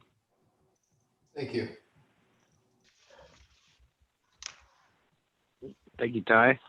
Do we have any other public comment or any comment you want? We do have public comment via Facebook, if you don't mind. Yes, please. Looks like Kelly Judine, and I apologize if I just butchered your name, Kelly. Kelly's comment says, "Great ideas for health and community. Thank you for transparency and thoughtfulness." And that's the end of public comment on Facebook at this time. Great. Thanks, Trinity. And we don't have any Zoom comment. I can't see any of the Zoom stuff right now. I don't see any. Okay, great. Thank you. So do we have any volunteers for a working group? And when you get to that, before you get to that, Mr. Mayor, you do have council committee assignments as item 9B. That would probably be the most appropriate time to actually establish the members of this working group. Okay. Thank you for that direction, Mick. We'll go ahead and hold off then, and we'll talk about it under the committee assignments. Griffin, thank you again very, very much for your awesome presentation, and we look forward to hearing from you soon. All right. He's muted. All right. Great. So move on to item 5, public hearings, which we don't have any tonight. So item 6 is our consent calendar. Matters on the consent calendar are routine in nature and will be approved by a blanket motion with a council vote. We don't need any discussion on these items unless specific items are pulled for discussion and separate action.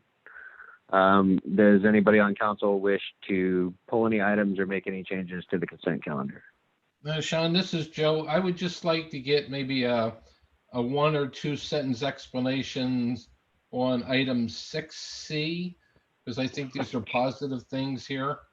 And item number 6H, right? And item number 6I. And I don't think we have to split this out separately, but if we could have maybe Wes just talk to those just for a sentence or 2 about each of those 3 items. Okay. Are there any other changes to the consent calendar? All right. Great. Madam Clerk, can I get a motion to approve the consent calendar? So moved. Move to approve. Okay. Second. So I got to Marty, go ahead and second. Okay. Okay. So first and second, Madam Clerk, can I get a roll call? Councilmember Mendoza, Aye. Ackerman, Aye. Burris, Aye. Petula, Aye. and Mayor Loman. Aye. Thank you very much. All right. So we'll go ahead and start our discussion on item 6C, the wastewater treatment plant grant. Wes, would you like to provide a little explanation on this? Absolutely. Do I have an echo now? Nope, you sound good. Sounds like you got it. Great, thank you. Sorry about that earlier. The Graham Environmental Budget Amendment consists of changes in some of the level of environmental review that was required for the wastewater treatment plant planning grant. So this is the grant that's going to be putting in the solar system at the wastewater treatment plant. It'll be doing the I&I project and an algae extraction system. So we're not, the overall planning grant, we're not changing the budget. We're just shifting the budget costs in here and allocating more to the Graham Environmental Budget Amendment. Joe, does that cover what you wanted from that conversation, or would you like some more detail? Nope, that's perfect. All right, great. Thank you, Wes. Does anybody else have any questions on item 6C? Mayor, I don't think that we're allowed to actually have much of a discussion. I think Wes can give an overview of it, but because we approved the agenda, I don't think we can discuss the items. Correct. All you've asked for is a 1 or 2 sentence explanation on 6C, 6H, and 6I. Okay, so can I do each of one of these? Do I need to do each one of these individually, or can I cover all 3 and then approve all 3 under a blanket? Well, you've already approved the consent calendar. I don't think any of those were pulled. You're just asking for a brief explanation. Okay. Got it. Okay. Then Wes, you want to give an explanation on item 6H, John McLaughlin property storm drain easement improvements? Absolutely. So the John McLaughlin property storm drain easement improvements there's drainage through 2 parcels that John McLaughlin owns. The process was started over a decade or so ago in getting this project approved. There were some more improvements that needed to be made, some storm drain connections in there to make it ready to go. Council provided staff with direction to proceed with that. We have completed all the necessary projects, the pipe installation, the retaining walls that go along with it. We are now, the project's complete. We asked council to issue the notice of completion so we can file it with the county. Thank you. All right, great. And item 6I, the wastewater treatment plant Pond 3 Fissure repair, phase 2.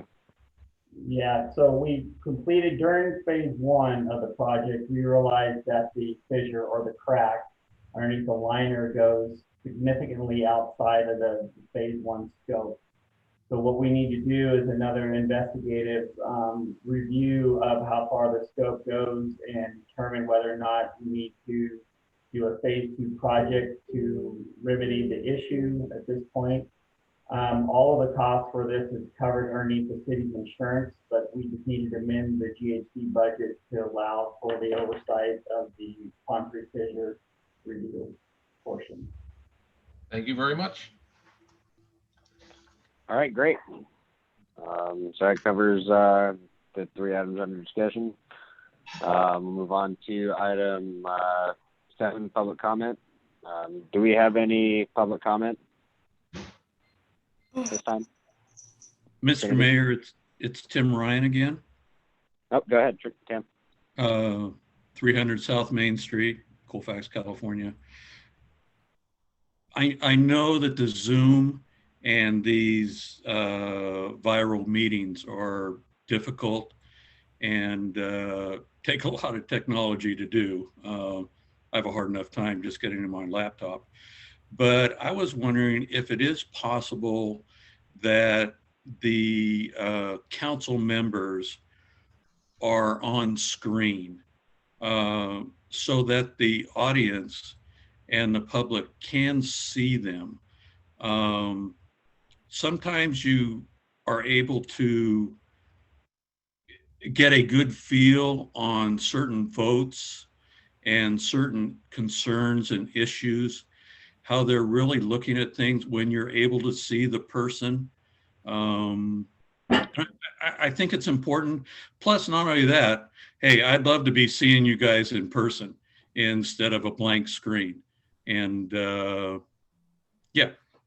that's just my own thought. So I appreciate your giving me the time to talk. Thank you. Okay, great. Thank you. Yeah, we had some technical difficulties tonight. I apologize. Several of us had to call in as opposed to actually join the Zoom meeting, myself included. We'll try and make that a point to make sure that we're visibly seen since we can't all meet in person, I'm sure. Do we have any other public comment? I don't see any on Facebook at this time. There's none in chat on Zoom. All right, great. We'll close public comment and move on to item 8, council and staff reports. Item 8A, our committee and informational items. Joe, do you want to kick us off? Yeah, I have nothing to report at this time. All right. David? Nothing to report. Okay. Marnie? Yeah, so I have some stuff to report. Vaccines are rolling out across California, and the focus has been on our first responders and our people in the hospitals, acute care. Today, Governor Newsom announced that 65 and older are going to be eligible in the tier. They do it by 3 tiers. Anyway, they're trying to figure out logistics and whatnot. I just want to let everybody know that I have spoke with the Colfax pharmacy. They're on board to give vaccines if they need to. And I'm not sure, has anybody reached out to Dr. Fox? Maybe I'll do that tomorrow to find out what he's doing. Yeah, and then I apologize that I had technical difficulties and had to come down to City Hall while we were doing the pledge. And I just wanted to ask for a moment of silence for my friend and a good community member, Teresa Hill, who passed away about 2 days ago. So I know this is like out of the ordinary, but I just want all of you to think about her. She was a good person, and just a short moment of silence if we could in my reporting.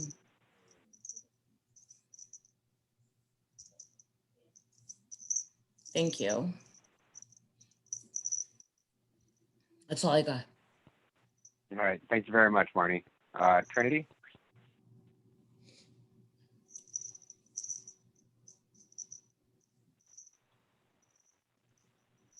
Trinity on. Oh, I apologize. I was muted. I have problem. no reports at this time. All right, great. All I have is I've been taking over the county elected official COVID calls and speaking with our county health director. Vaccines are rolling out. Our local area hospitals are looking good as far as ICU capacities and plane capacities and surge capacities. So everything's looking pretty good on that front. The vaccines are being rolled out in tiers, going mostly to first responders right now. The hope is, even though everything's up in the air, it sounds like there's a really good possibility that the vaccines in Placer County will be available to the general public sometime in spring, early to mid-spring. The second tier is going to roll out first, and that's going to cover 65 and older and more of the at-risk people. And then people with underlying health conditions. And then after that, they're hoping by spring they'll have enough vaccines to roll out to the general public and everyone else. Other than that, I don't have anything else to report. We'll move on to item 8B, Wes, City Manager update. Thank you, Mayor. I have a couple items I want to talk about. I just want to give an update to council and the public on the microgrid station. The first portion of it, some of the underground and the overhead wires have been installed. The actual equipment is still in design and will be installed and by the June of 2021, which is well in advance of the next potential PSPS season. We're looking really forward to having this project done. The biggest thing about it is when the infrastructure is put in, it's really not going to have much of an impact on the parking lot where it's going. So it'll still be able to be utilized for additional parking and events. Other item is that council authorized another $50,000 for the second phase of the Colfax Cares Business Grant. The application process closed January 8th. The city received 17 applications for a total of $17,000. So that still leaves $33,000 remaining on the table. Staff is going to look at potentially putting out another application phase for this process as we move forward. Sally mentioned earlier that Colfax Shares number 3 version is a regional application, and the city, the chamber, and some of the business leadership within the region will work together to put an application in. The chamber is going to be the lead. There's an award up to $200,000 possible. So there's another opportunity for Colfax businesses that are hurting to receive some funding. I'm happy to report the CDBG Coronavirus 1 funding pot that we applied for, that if council remembers in the public, that we allocated for residents for rent and mortgage coverage and utility and garbage and cable relief as well.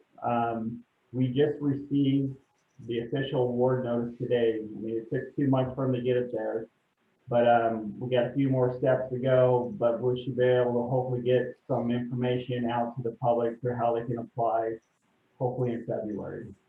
In addition to that, the state has released another NOFA for the whole coronavirus phase 2 for the same pot of money in an amount of $219,000 the city can apply for. Staff will bring forward in the public hearing at the January 27th meeting the considerations for use of that funding for the council and the public to comment on. Last item is the commercial cannabis business license application that closed November 24th. As a reminder, We had one applicant, which was Fireworks Farms. Staff moved forward. We did the reviews for step 1 and 2 of the application process. Fireworks Farms has successfully completed those. The next step is for the city manager's recommendation to council, which if we can get the notice in the paper and timely, the goal is to get the item on the January 27th city council meeting for council consideration. Worst case, it would go to the February 10th meeting. Mayor, that's all I have in reports. All right, great. Thank you, Wes. Does council have any questions on any of the stuff that Wes covered? No? Okay. Not a question. I just wanted to make a comment. I do have an ask of council where it comes to the remaining funding under the Colfax Cares program that we recently released, which the application period closed for. But I just wanted to mention, I'm going to bring that up during the good of the order. Okay. Thanks, Trinity. We didn't get any public comment on these items. Or anyone have any additional public comment? All right. I do not see any. I don't see any additional comments. Great. Thank you very much, Wes, for the report. And we'll move on to item 9, council business. Item 9A. Fred and Rini, thank you so much for joining us tonight. Our pleasure. Can you hear us? All right. I'm on the list to present this. We say thank you guys for all that you've done. The city felt it was and the council felt it was very important to provide you with this public recognition for all that you've done and all the hard work and dedication you've given to the city of Colfax. We have a letter we'd like to present. I'll go ahead and read that off since we're not all able to be together in person. So this is a letter of recognition for the outstanding service provided to the city of Colfax community. The City Council of the City of Colfax would like to acknowledge and graciously thank Fred and Rini Abbott for their hard work and dedicated service to the City of Colfax. Mr. and Mrs. Abbott were founders of the Colfax Connection, members of the Colfax Chamber of Commerce, and designated by the City Council as event liaisons. Fred was a member of the Colfax Lions Club, American Legion, and co-coordinator of the Colfax 3rd of July event and Winterfest parades. Fred and Rini successfully reestablished the Railroad Days celebration as well. With great honor and recognition for commendable, dedicated personal devotion to the city of Colfax, we thank you, Fred and Rini Abbott, for your service and wish you the best of luck. Thank you very much. Thank you. If I may, is it appropriate? I'm sorry? Is it appropriate to talk now? Yes.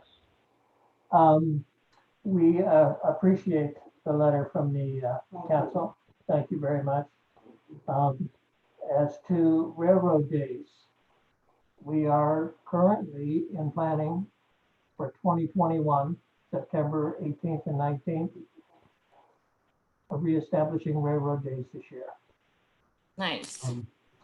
We will do as much as we can via email, internet, and we plan on coming back to Colfax for at least 2 months prior to September to do what physical things we need to do.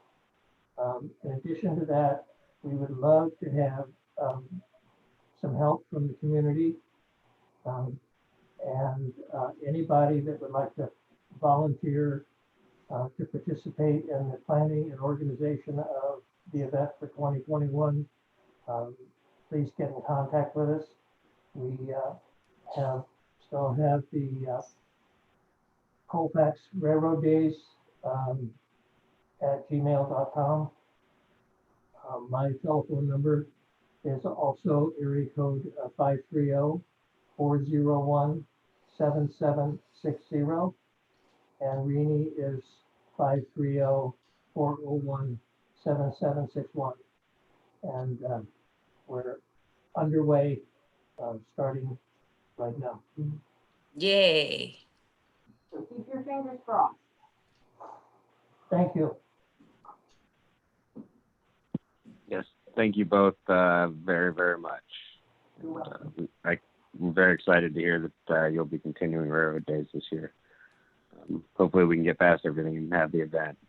Oh, we will. With Fred in charge, we will. Right. All right.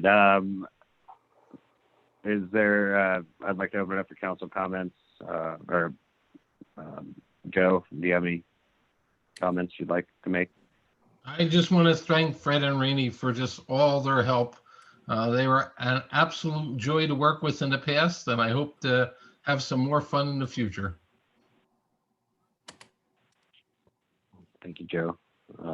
David? Yeah, Fred, Rainey, thank you for all you do for this community. I think it's great. Thank you very much.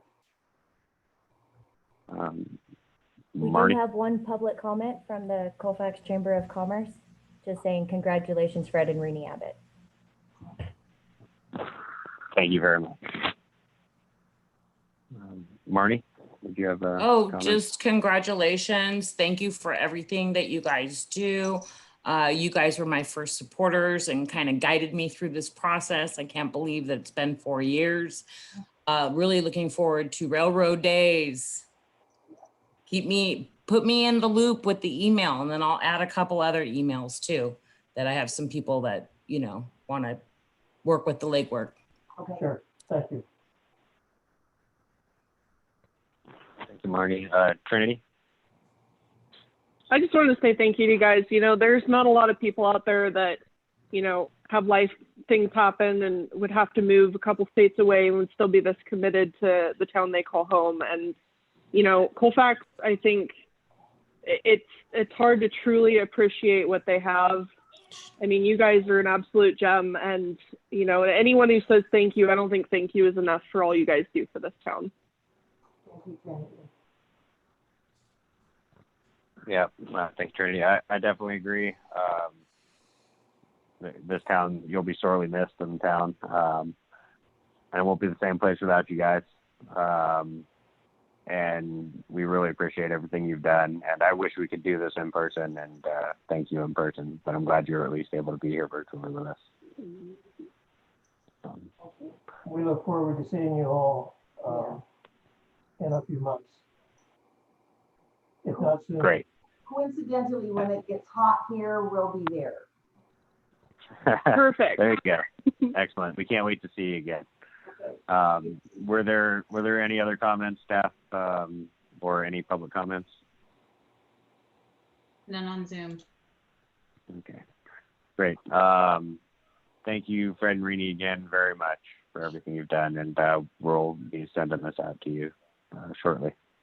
Thank you. All right. With that, we'll move on to item 9B, council committee assignments. Kick this off. Thank you, Mayor. Each year, we have to go through the process of doing council member assignments. The mayor makes a recommendation, which you'll find attached to the staff report in there. So at this point, staff is looking for council to have discussion on the assignment, make adjustments as necessary, and get it approved. Great. Thanks, Wes. So I just wanted to kind of put this on the agenda just so everybody to have a chance to chime in, I don't know what everybody's schedule is. I didn't want to pile too much stuff on for anybody. I tried to keep it spread out so everybody has pretty much the same number. All right, of I'm trying to get audio here. 1 sec. I'm sorry. We can hear you. Okay. Okay. Oh, she lost audio. All right. You good, Trinity?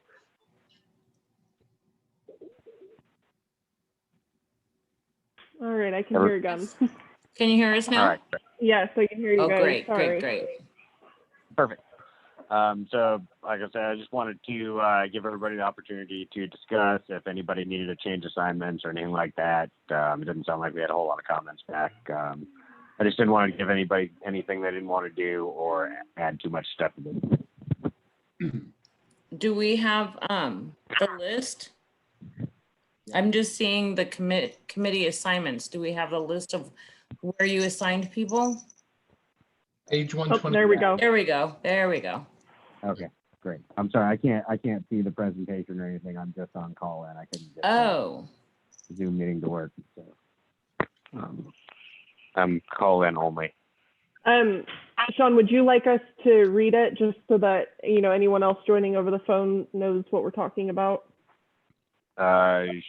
Sure. Wes gave a little breakdown on that. So Okay. I guess I could go through each assignment, and if anybody has any objections to having that assignment, please let me know. Yeah, Okay. I think that's a good idea.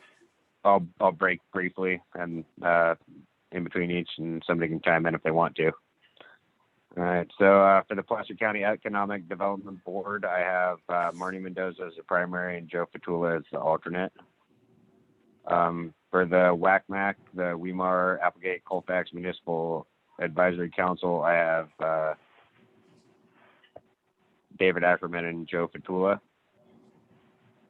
For the Sacramento Area Council of Governments, I have Trinity Barres as the primary and David Ackerman as the alternate. For the Placer County Air Pollution Control District, I have Trinity Barres as the primary and Marnie Mendoza as the alternate. For the Placer County Mosquito and Vector Control District, Will Stockland has asked to continue his position there. If there's no objections, I'd like to just go ahead and let him continue with that. He's been a pretty integral part of that organization for quite a while now. And the alternate will be Marnie Mendoza. For Project Go, I have Joe Fatula and then myself as the alternate. That seems like a fun project. For Placer County Transportation Planning Agency, I have Trinity Barres as the primary and Joe Fatula as the alternate. For the Local Agency Formation Commission, Colfax is rotated out, but Trinity Barres and then Marnie Mendoza as alternate. Solid Waste Local Task Force, Wes heads that for the city, and I'm the alternate. Placer Sierra Fire Safe Council, that's unchanged. I'm the primary, and Joe is the alternate. I'm part of the Placer County Selection Committee now. The League of California Cities Sacramento Valley Division Liaison will be Marnie Mendoza, and then David Ackerman is the alternate. The Bianchi Advisory Board, Marnie Mendoza and Trinity is the alternate. Sierra Vista Community Center Liaison will be David Ackerman and me as the alternate. Colfax School Liaison, I thought I had Trinity on that. And actually, so I'll use this time to comment. Marnie, do you care if it's me and Trinity or? Yeah, I was gonna ask about that. I don't know how my name got on there. I'm pretty much site if you guys need me any funding. But you guys have kids in school, so it's better to have Trinity. Well, are you okay yeah, with that, Trinity? Absolutely. Okay, then Wes, could you make that one change? Absolutely. Thank you very much. And then Pioneer Community Energy, Marnie Mendoza is the primary and David Ackerman is the alternate.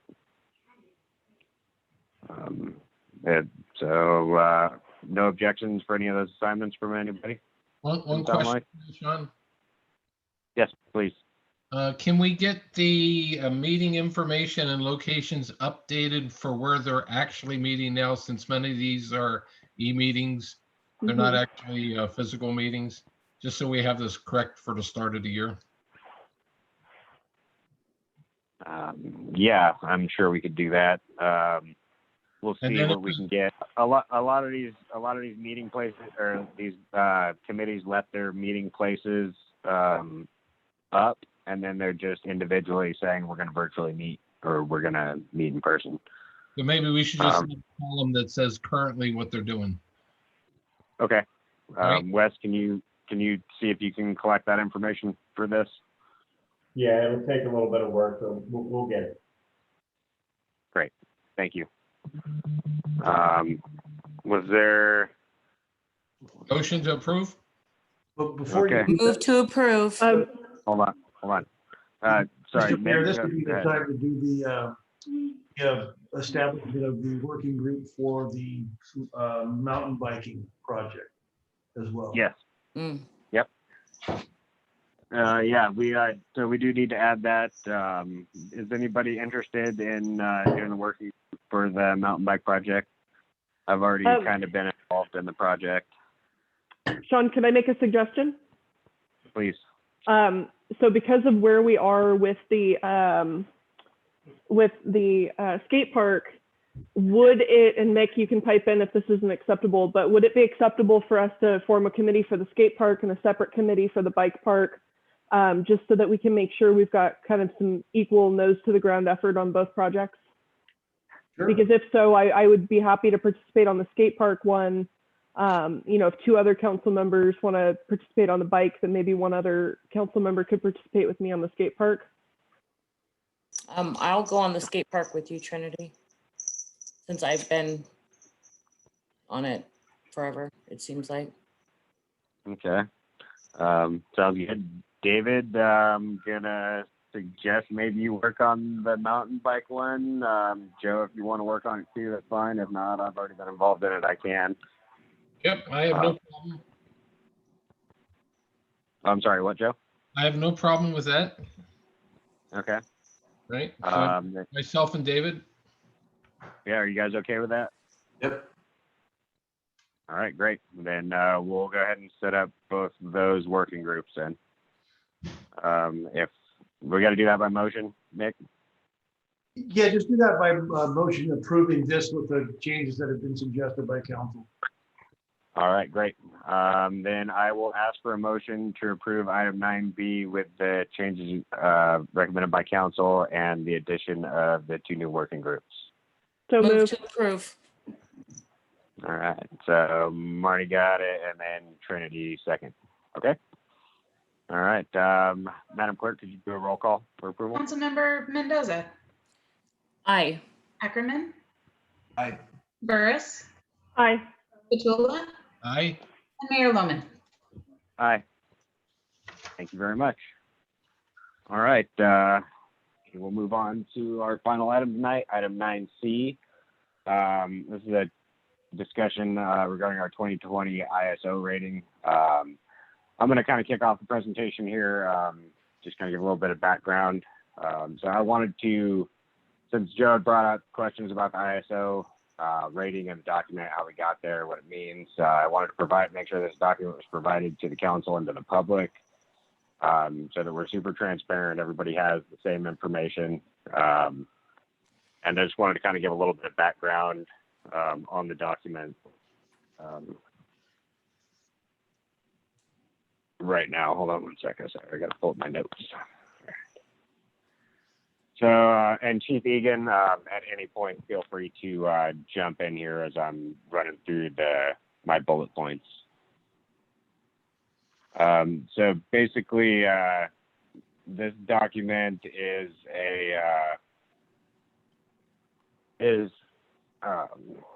generated by a private company for insurance companies to kind of set a standard for what particular jurisdiction's structural firefighting protection is.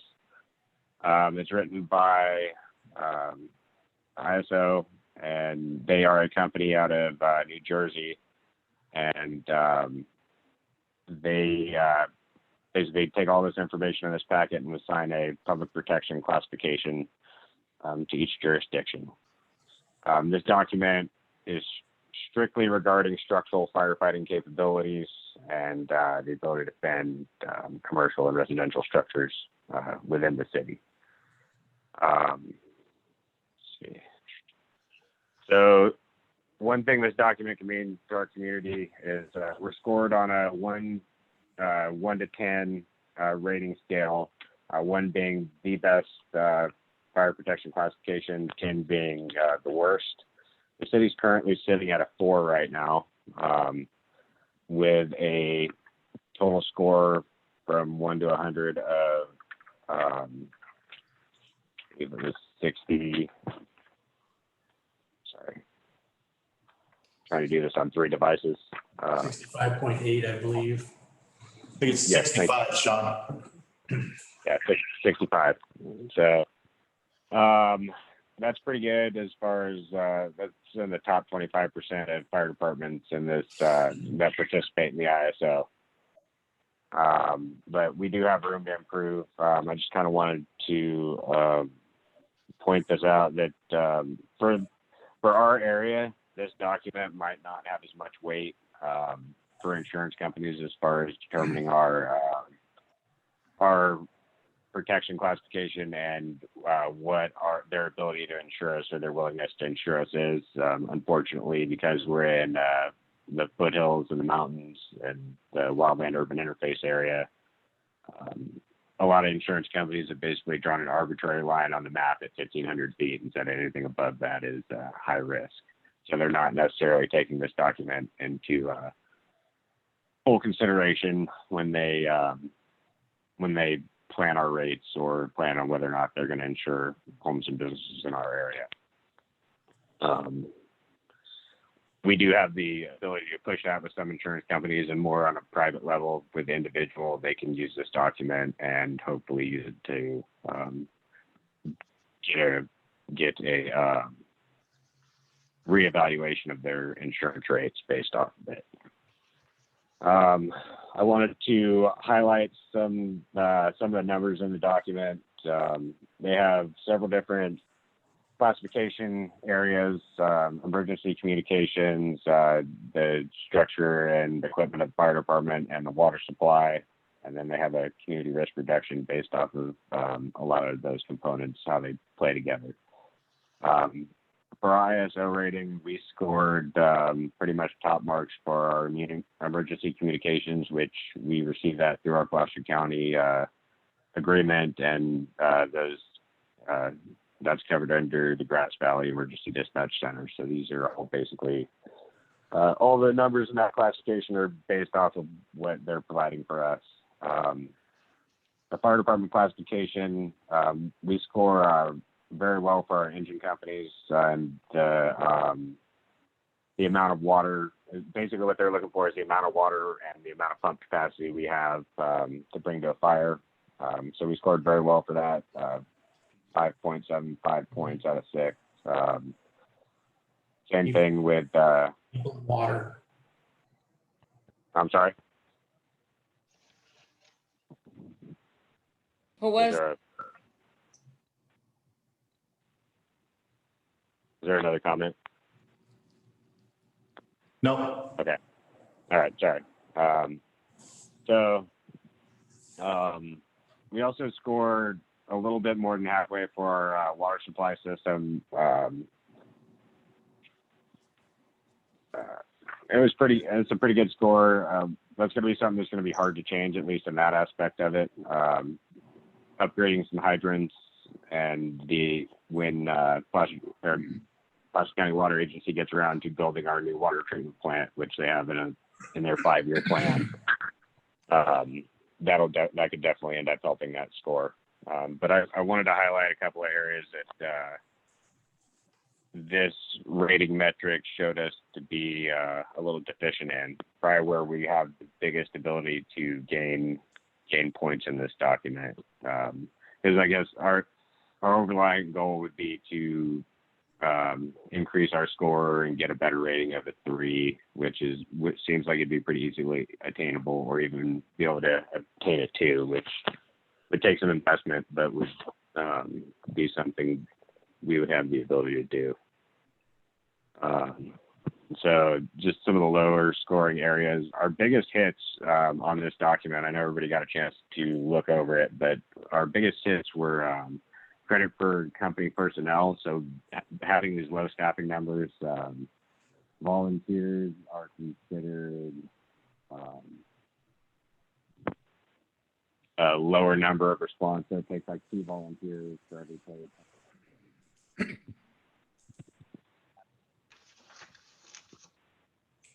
I think we lost you, Sean. Oh, I'm sorry. We lost your can you hear me audio now? for a minute. Okay. Did it come back? Yep, Yeah, you're back now. Okay. So our biggest hits in this were for credit for company personnel. We only got 4.35 points out of a possible 15. And then credit for training, we got 2 points out of a possible 9. Both of these things I think are with very low investment, things that are easy to overcome. And that's a significant number of points that would bring us up comfortably into that 3 classification.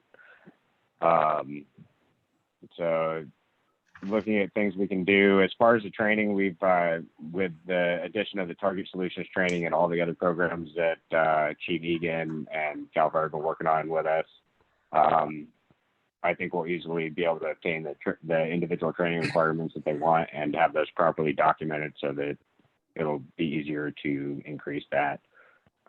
And then just trying to get personnel really is going to be our biggest area we need to work on from what I've seen from reviewing the documents.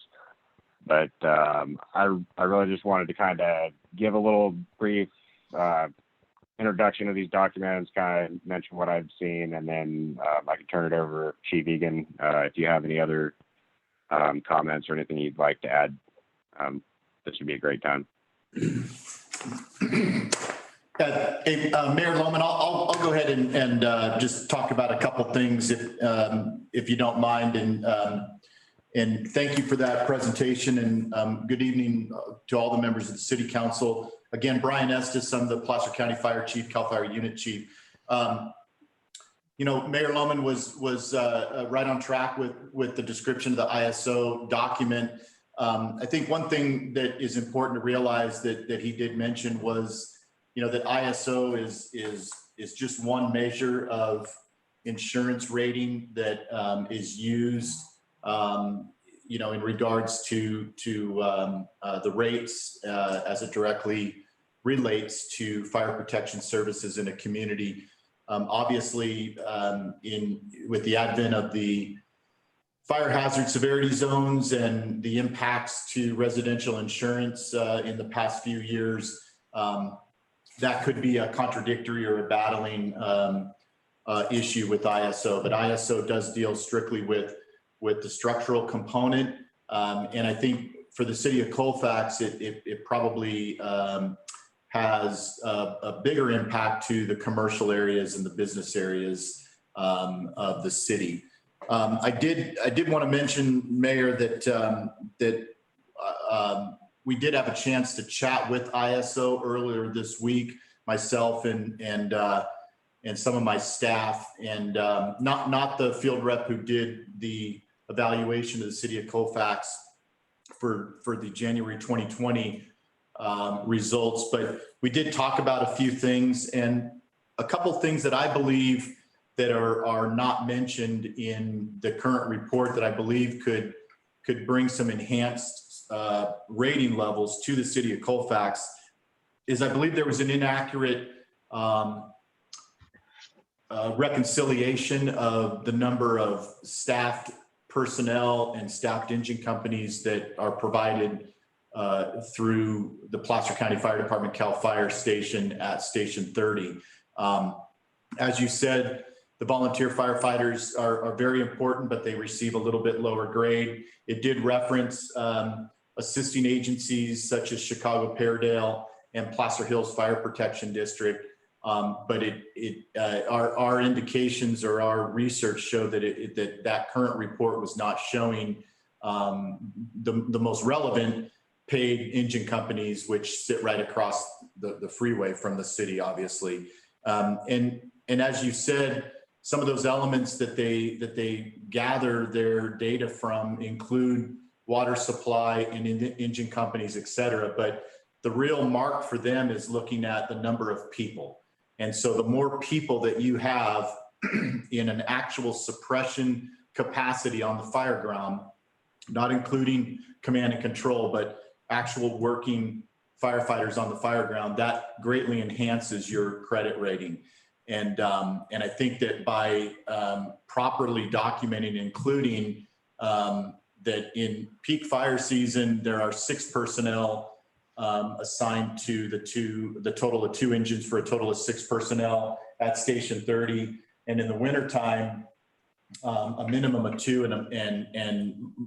and 5 as a more standard level. And that in itself could have a significant impact and potentially bring the city rating from a 4.4x to a 3.3x. Really, the staff numbers on the fire ground are going to far surpass any kind of attempts to look at, some of the training records and some of those things. In talking with the ISO field rep, they recommended we really concentrate on that. And I think it's an easy fix, and potentially we could have them, go back and reevaluate the city of Colfax and come up with a new scoring criteria for the city. The one thing, as we talked, Mayor, in my office last week about, the automatic aid, it does spell out, as you know, in the document that in order to get credit, there has to be an automatic aid agreement with, if the responding agencies that are making up that ISO rating are coming from outside of that jurisdiction, then they have to be tied to an automatic aid agreement. It cannot be a mutual aid agreement. So one of the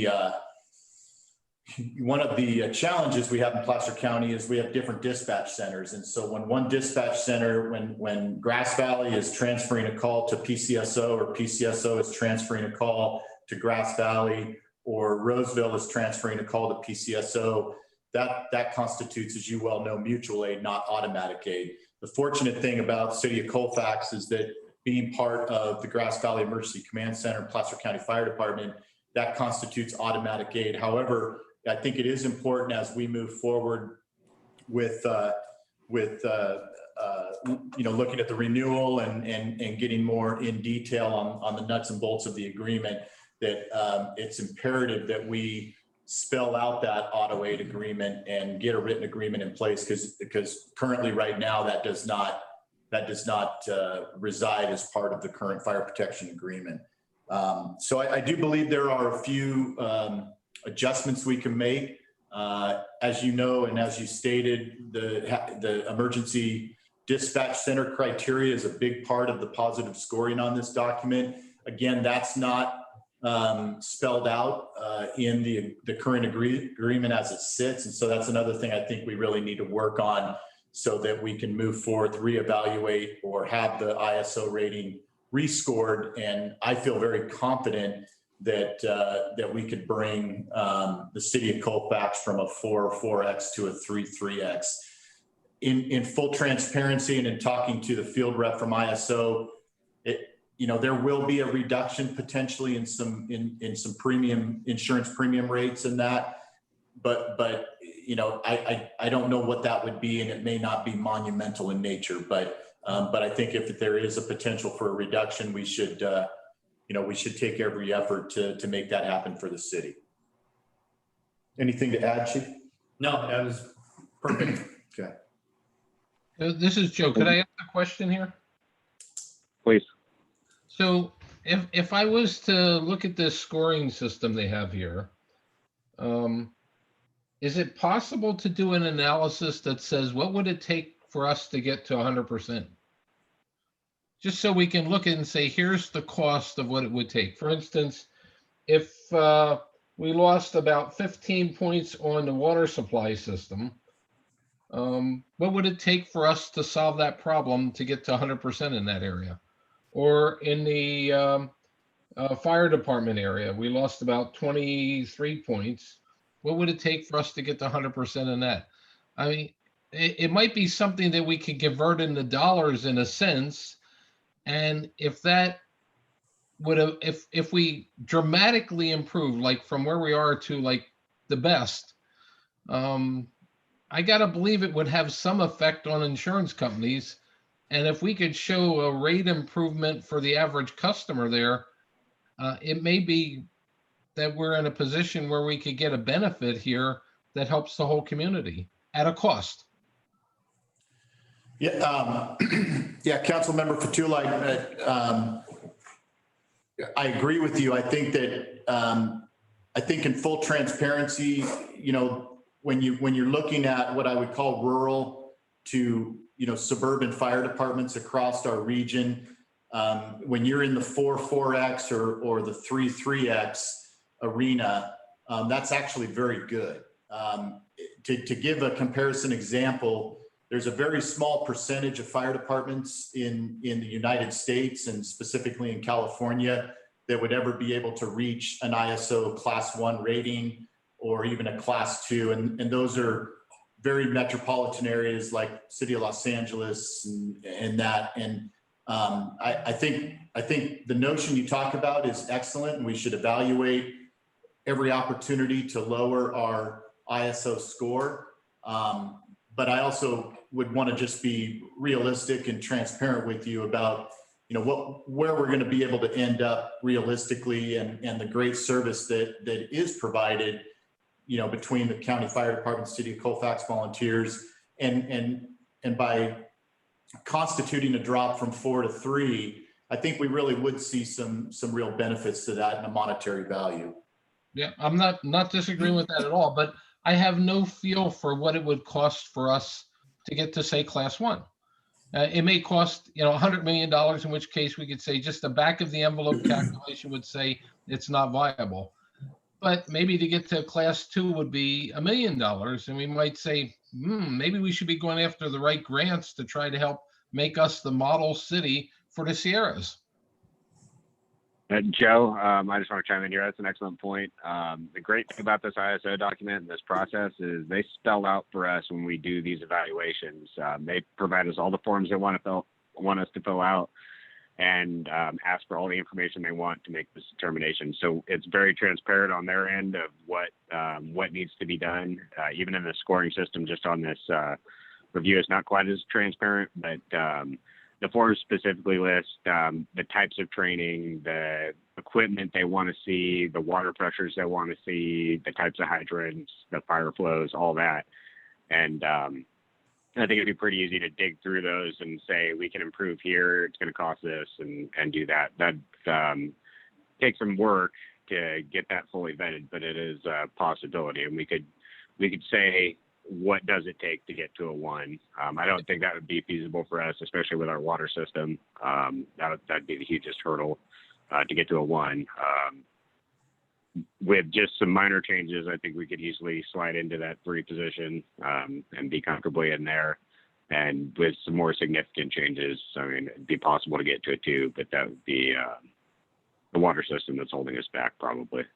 Right, but I would like to participate somehow to at least convert what it would take to get to a better level into dollars, so at least we have an idea what it means. Because the dollars may be huge, right. The dollars may not be huge, and maybe there's grant money that could help us get there. And that helps every business and every citizen in the community. Right.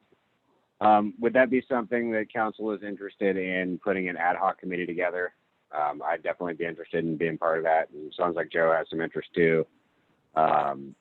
Putting a committee together for this also, we could evaluate the ISO rating and further improvements. I would love to be part of that. Okay. I'm going to go ahead and go down the line then and get any other questions, and we can go back to this. If you don't have any other questions, Joe. Nope. All right, great. And thank you, Chief Estes, very much for that excellent follow-up. David, did you have any questions? Not at all. Great report, and a committee with you guys would be great. All right. Thank you. Marnie? Well, I mean, I just would want to be a part of the committee as far as like being able to reach out for some maybe state grants and stuff like that might be coming down the pike that we can send over to whoever the grant writer is for CAL FIRE. Okay. We're doing, Chief Egan has taken on a lot of the grant writing for the fire department. He's successfully pulled in many thousands of dollars from the CAL FIRE grants for us. I'm sure he could help with that, and probably our internal grant writing would definitely help with that too. For this part of the committee, at least, are you okay with that if we just kind of dig into the document? Yeah, absolutely. But the thing that I was wondering about is how come Station 30 wasn't, how come their staff wasn't included? Let me answer that. ISO report. Mayor Lohman, this is Chief Egan. So that's a good question. And that's one of the shocking things that we discovered when we were meeting with the ISO rep, field rep, as we talked about our score. Between our score sheets as they were filled out that listed Station 30 engines as part of the automatic aid and what we actually received scores on are different. And so that's out of that meeting, what our executive team here in the unit in the county fire department have decided is that we're going to seek a new review from ISO using those score sheets to get an accurate score. So what we're currently seeing on our ISO score is going to change once we initiate that review process. Yeah, I understand that part. What I'm saying is who did this actual ISO report as far as whoever that ISO person is? It was an employee of ISO. It was a field representative from ISO that we met with in November of 2019. I got you, 2019. Exactly, yeah. Okay. Were you here then? Yes, I was. Yep. Oh, you were here. I have these score sheets that I completed and submitted to ISO, and that's why we were able to reference what he was seeing on his scores versus what our sheets showed. Okay. Yeah, so we just put those changes in there, tweak it a little bit, and then we'll get, our scores will go to a tier 3, you said? Something? He feels extremely confident that if we review the scores we received with the accurate score sheets that we turned in, he's relatively confident that we would receive a 3.3x. Nice. Okay. Yeah, that'd be a huge addition. We're at a 4 right now with just our volunteer staffing. So getting the addition of the 2 paid CAL FIRE engines added onto our response, because they are a normal part of our response and do respond at automatic aid. You want to address but it's written not. So I think that would definitely add in there. Yeah, there's a couple of adjustments, Mayor, that are, when they do this review, it will definitely add the components from Station 30. It will keep the automatic aid from Chicago Peardale. I don't know about Placer Hills, because that would be constituted as mutual aid since they're not dispatched through the same system. But I think by adding Station 30, the sheer numbers of personnel out of Station 30 would override everything that you have now, and I think would fully take care of that reduction from 4 to 3. Yeah, I definitely agree with that based off of the numbers and the scoring criteria they have. Thank you. Marnie, do you have anything else? No, I'm just whatever you guys need. Cool. All right, thank you. Trinity, did you have any questions, comments, anything? I do not have any questions or comments at this time. I am in support of establishing the subcommittee of you and Joe to work on this issue. Absolutely. All right, great. Nick, do we need to have a motion to form a committee, or can we just go ahead and assign me and Joe? You can create the committee and assign you and Joe. Best if we have a motion, a second, and a vote. Move to I'll go ahead and make approve. the motion. Oh, second. Sorry, Trinity. All right. Fine. All right, so great. Then I got a motion to form a ad hoc committee to evaluate the ISO rates, and then that'll be me and Joe. Got a second from Marnie or Trinity. I'll be the second. All right, thank you, Trinity. And Madam Clerk, could you do a roll call, please? Sure. Councilmember Mendoza. Aye. Ackerman. Aye. Burris. Aye. Fatula. Aye. And Mayor Loman. Aye. Thank you very much. All right. Unless there's any other comments or questions, I think that we didn't get any public comment on this item, or did we? There's not on Zoom. None on Facebook either. Great. I just wanted to make sure I didn't miss anything. Then I guess that covers item 9C. We'll move on to item 10 and hopefully get wrapped up. Go to the order. Councilmember Fatula, you got anything for go to the order? No items? All right, great. David? No items. Great. Marnie? I have no items. I did have something, but I left it at home, so I'll just bring it up in our next meeting. Okay, thanks. Trinity? Okay, so I did have one item for tonight. I wanted to ask for the Colfax CARES program, as was mentioned earlier, we still have quite a bit left of the $50,000 that we allocated for that fund. What I'd like to ask is that we do one last round of applications for the businesses with that funding. You know, and I'm talking about a very short window, perhaps a week. And then following that 1 week period, any funding remaining after awards have been given to the businesses, I'd like to open up an opportunity for nonprofits to put in their name into the hat and essentially split the remaining funding among our nonprofits in town. We've had a couple rounds of funding for our businesses. We have now established that we're going to have some CBDG funding coming in for the residents to help with their bills. But from the perspective of the city specifically, we haven't had a lot of love out there for the nonprofits, and especially our nonprofits that put together events.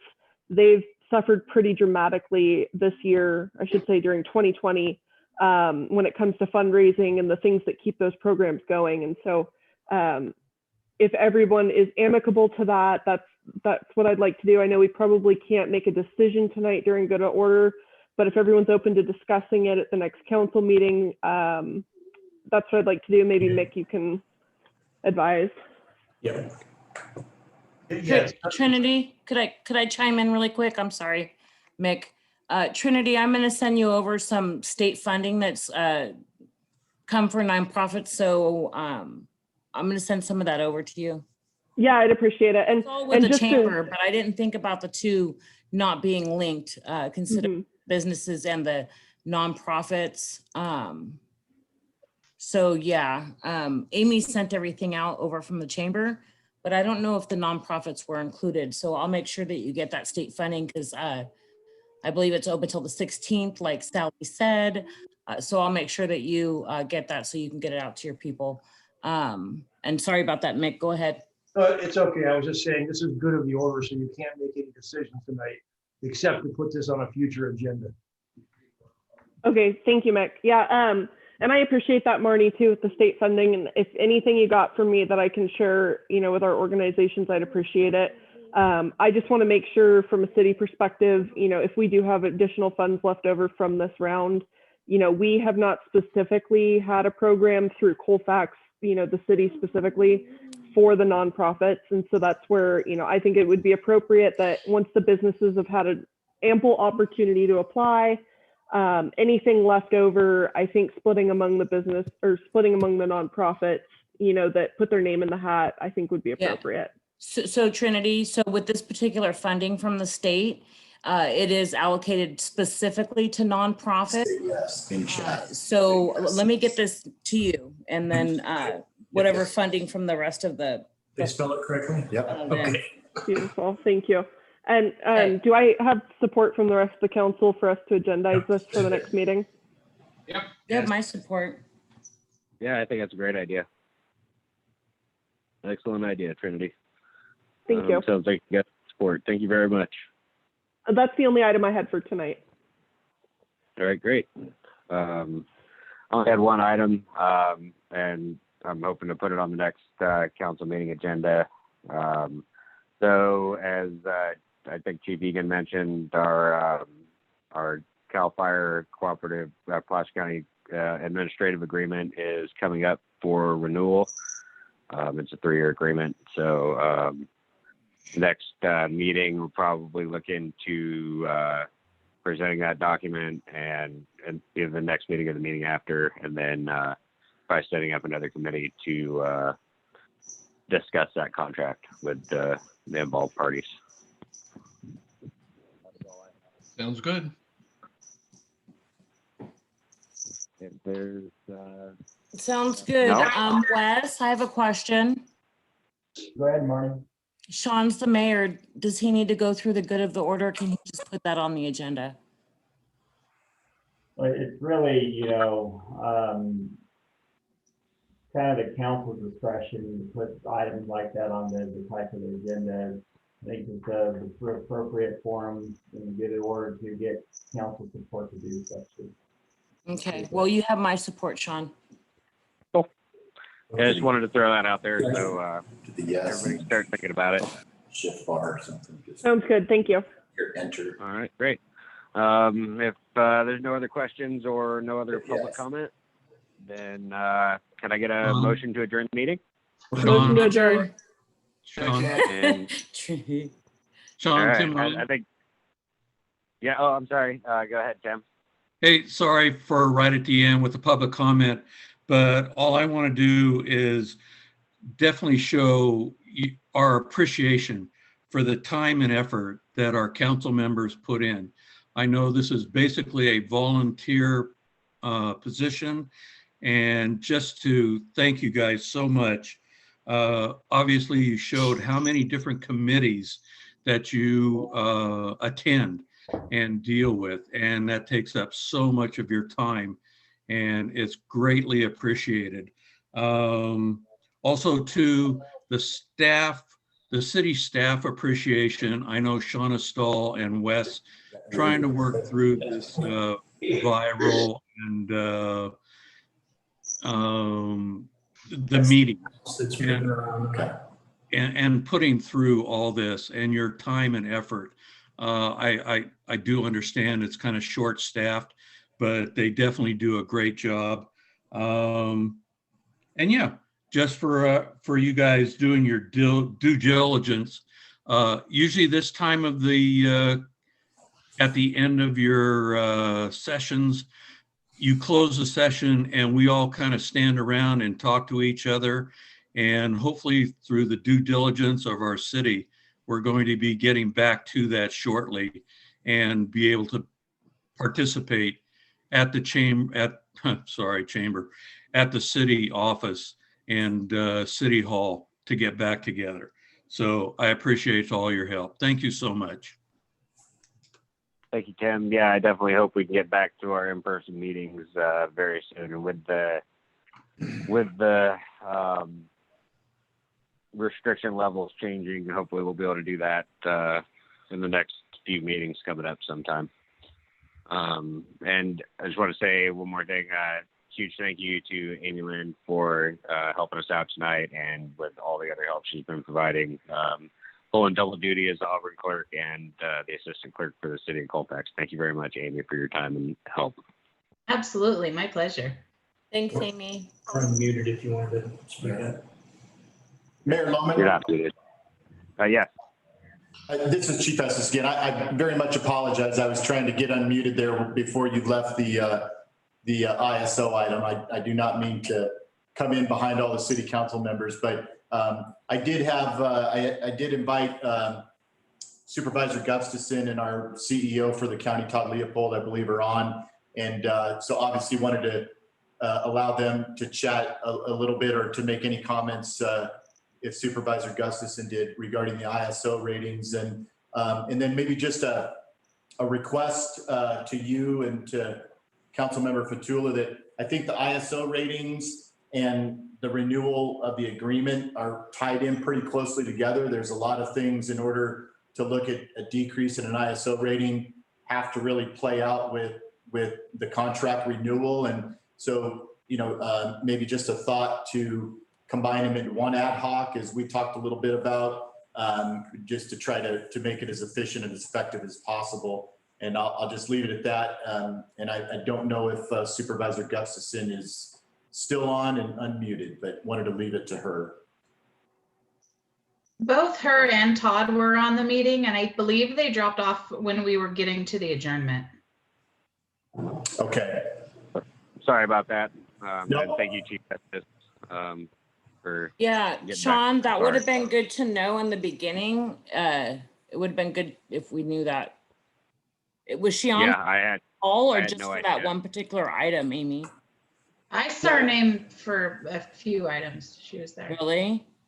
Okay. Yeah, Marty, and it's not Sean's fault. I mean, we were on a previous meeting, and I just asked them to join if they could, just so we could, if they wanted to weigh in on or hear the ISO discussion. So it's not no one's at fault for anything. Okay, I thought they were on the whole meeting. I follow what you're saying now. Yeah.